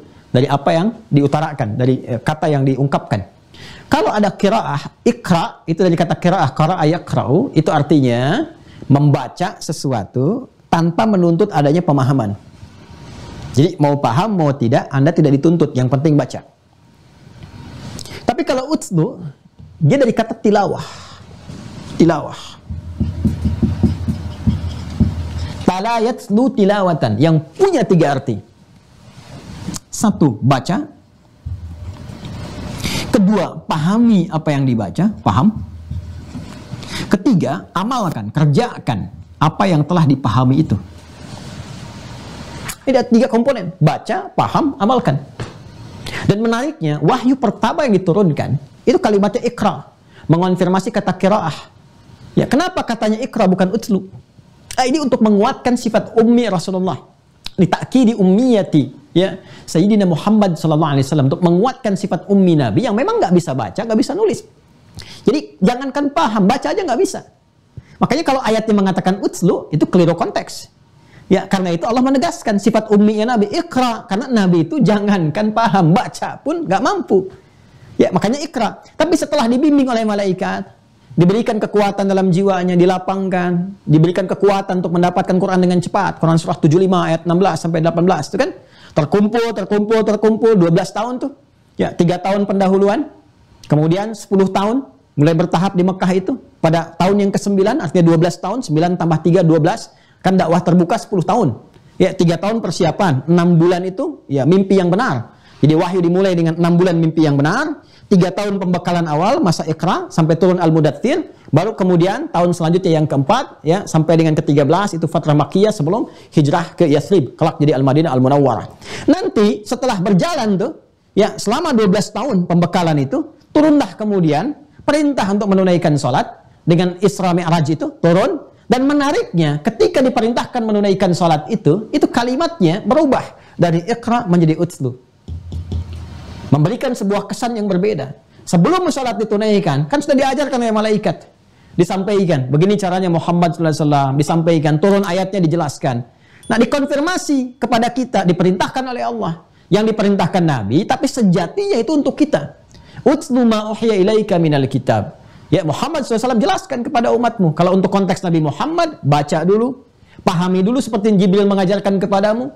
Ya, tentang tata cara sholat itu, seperti yang ditunjukkan dalam Al-Quran. Ya, Nabi dibimbing oleh malaikat, begini cara takbirnya, sampai dengan salamnya. Setelah paham semuanya, wa aqimis sholat, tunaikan sholat. Pakai alif lam sekali lagi. Lihat ayatnya, pakai alif lam. Tunaikan sholat dengan cara seperti yang diajarkan itu aturannya. Seperti ketentuan itu. Innas sholata, pakai alif lam lagi. Sungguh, sholat yang dikerjakan sesuai aturannya itu, sesuai ketentuannya itu yang menjadikan kita mendapatkan feedback, manfaat baik dari sholat. Tanha 'anil fahsya'i wal munkar. Nah, ini kemudian yang menjadikan Nabi mengonfirmasi kepada kita, mengajarkan kembali dan memahamkan. Makanya perkara sholat ini ketat. Zaman Nabi itu kejadian di awal hijrah ke Yathrib, ya, kelak jadi Al-Madinah Al-Munawwarah. Nabi masuk tuh ke Masjid Nabawi, yang sekarang disebut Masjid Nabawi. Itu ada di kisahnya di Al-Bukhari. Al-Bukhari nomor hadis 757. Di hadis Muslim dikonfirmasi dengan redaksi yang sama. Nomor hadis 397. Ini insya Allah sama. Ya, saya sudah sering mengajarkan ya. Kisahnya, rawinya sahabat Abu Hurairah. Sahabat Abu Hurairah. Orang yang mengalami tentang pendidikan ini namanya Khalad bin Rafi' Az-Zuraiqi. Khalad bin Rafi'. Ini bagian terakhir kita. Az-Zuraiqi. Nabi masuk ke masjid. Dakhala Nabi sallallahu alaihi wasallam al-masjidah. Nabi masuk SAW ke masjid. Fadakhala rajulun, maka di belakangnya ya, ngintil, ngikut ya, laki-laki masuk. Ya, fasalla, maka dia salat, laki-laki itu salat. Wan Nabi sallallahu alaihi wasallam fi nahiyatin ukhra minal masjid. Nabi di sisi yang lain. Begitu dia selesai salat, thumma atan Nabi sallallahu alaihi wasallam, dia mendatangi Nabi sallallahu alaihi wasallam, fasallama alaihi. Maka dia mengucapkan salam, salamu alaihi. Faradda alaihi, maka Nabi menjawab salamnya, wa alaikassalam wa rahmatullah. Lalu Nabi mengatakan, irji' salli fa innaka lam tusalli. Kamu sholat lagi karena kamu belum sholat. Padahal dia baru tuntas mengerjakan sholat. Kata Nabi, kamu belum sholat. Fa'ada sholat tahu, maka dia mengulang sholatnya seperti yang dia telah tunaikan itu. Kejadian datang lagi ke Nabi, mengucapkan salam, dijawab, komen Nabi lagi. Kata Nabi apa? balik lagi, sholat, kamu belum sholat. Sampai 3 kali. Dia berkata, ya Rasulullah, bima makna la uhsinu ghairah. Ya Rasulullah, saya bisanya begini sholatnya. Alim nih, tolong ajarkan saya apa yang belum sempurna. Itu dahsyatnya sahabat. Ya, jadi kalau kita diluruskan itu kita mau belajar, bukan mendebat. Ya, kalau memang ukurannya kita mesti untuk mendapatkan ilmu pengetahuan. Apa yang paling menarik? Alim nih, tolong ajarkan saya. Di titik inilah kemudian Nabi membimbing dengan sempurna. Apa kata Nabi? Idza qumta ilas shalah. Kalau kamu ingin sholatnya sempurna sesuai dengan aturan-aturannya, asbighil wudu. Belajar tentang tata cara wudu dulu, pahami. Ini mencakup pemahaman. 3 cara. Caranya, prakteknya seperti apa? Kemudian bacaannya, kalau ada bacaan yang mengiringi. Kemudian yang ketiga, gerakannya. Ya, lakukan tata caranya dari gerakannya, maaf. Yang kedua bacaannya, ketiga hikmahnya. Makna dari semua itu. Ternyata dari mulai wudu, menghadap kiblat, takbir sampai salam, itu semua bacaannya punya makna dan semua gerakannya pun punya arti. Dan ketiganya harus memfungsikan 3 bagian dari anatomi manusia ini. Jadi kalau dalam sholat ingin khusyuk, kata Nabi, pakai aspek tilawah, baca, pahami, amalkan, sehingga ketiga ini berfungsi. Fisiknya bergerak, contoh, angkat tangan. Lisan mengucapkan, Allahu Akbar, itu fisikal. Akal menerjemahkan, Allah Maha Besar. Karena paham, hati meresapi, ya Allah, saya berikrar sekarang Engkau Maha Besar. Tapi dalam hidup saya senantiasa merasa besar dalam kehidupan. Sombong, merasa lebih tinggi dibanding kawan yang lain. Lebih hebat dibanding dengan pasangan. Lebih unggul dibanding dengan teman-teman. Sedangkan dalam sholat mungkin kau wafatkan aku saat ini. Maka bertobatlah saat itu. Allahumma ba'in baini wa baina khatayaya. Itu maksudnya. Nah sekarang tugasnya, pertanyaan besarnya adalah, sebetulnya ini kalimat yang singkat, diksinya singkat, padat, cuman utslu. Tapi dalam sindirannya. Seakan-akan ingin mengatakan, boleh jadi ada yang sholat tidak mendapatkan kehusyuan karena tidak mengerti apa yang dia baca dan dilakukan dalam sholatnya. Jujur sampai dengan malam hari ini, berapa ribu kali kita ruku dan sujud, dari sekian banyak ribuan ruku dan sujud itu berapa persen bacaan sholat yang dipahami? Jangan-jangan tidak mengerti apa yang diucapkan, tidak paham apa yang diungkapkan dalam ruku. Bagaimana kita bisa mendapatkan kehusyuan kalau tidak mengetahui dan tidak paham apa yang dilakukan? Bukankah untuk dunia saja kita melakukan, ya mohon maaf, ada training, ada pendidikan dari mulai TK sampai luar biasa, S1, S2, S3. Ada seminar, stadium general, hanya untuk melahirkan sesuatu karya duniawi yang sifatnya sementara. Kenapa untuk yang sifatnya abadi, kita tidak harus menghadirkan semua makna tadi? Ya, seharusnya lebih effort kita kepada sholat ini dibandingkan dengan turunan-turunan dunia. Karena ternyata kesuksesan dunia pun sumbernya berasal dari kehusyuan ini. Ya, jadi kesimpulannya, kalau ingin mendapatkan kehusyuan, maka dimulai dari pra-sholat. Persiapkan diri kita dengan mengenakan tampilan yang baik. Rasakan bahwa kita akan menghadap Allah dengan segala kekuasaannya. Dan mungkin kita wafat pada saat itu. Lalu kemudian persiapkan diri kita untuk memahami dulu bacaan-bacaan, gerakan-gerakan sholat dari awal sampai akhir. Semua ada hikmah. Kenapa tangan begini, kenapa diangkatnya segini, kenapa ada yang di sini, kenapa ngangkat ke belakang. Itu ada maknanya semua. Ada artinya semua. Dan kita ada referensi kitab-kitabnya. Banyak sekali. Ada nadharat fi ma'anis salah, ada asrar salah dan seterusnya. Itu banyak sekali. Sampai dengan selesai, sampai dengan salam. Itu yang berhasil mentransformasikan orang-orang jahiliyah menjadi khairu ummah yang langsung pengakuannya datang dari Allah Subhanahu wa taala dengan turunnya Quran surah ketiga Ali Imran ayat 110. Kuntum khaira ummatin ukhrijat lin-nasi ta'muruna bil ma'ruf wa tanhauna 'anil munkar wa tu'minuna billah. Kalian adalah orang-orang yang sejati yang telah berhasil mentransformasikan diri dari jahiliyah menjadi umat terbaik. Kalianlah umat terbaik yang pernah dilahirkan di kalangan manusia yang berkehidupan, yang cirinya adalah ta'muruna bil ma'ruf wa tanhauna 'anil munkar. Al-ma'ruf, ta'muruna bil ma'ruf, ya, al-amru bil ma'ruf dan nahyu 'anil munkar, itu ciri khas ini. Bagian dari amalan. Sumbernya salat. Tapi sumber dasarnya wa tu'minuna billah, mengonfirmasi salat yang ditunaikan karena iman. Karena itulah salat khusyuk bukan salat biasa, tapi salat yang didorong oleh iman. Dan di Quran surah kedua Al-Baqarah ayat 143, salat kalimatnya disebut dengan iman. Wa ma kana Allahu liyudhi'a imanakum, dan tidaklah Allah akan menyia-nyiakan salat yang dikerjakan karena iman kalian, karena kekhusyuan kalian. Saya kira ini yang saya sampaikan sesuai dengan apa yang tadi saya janjikan.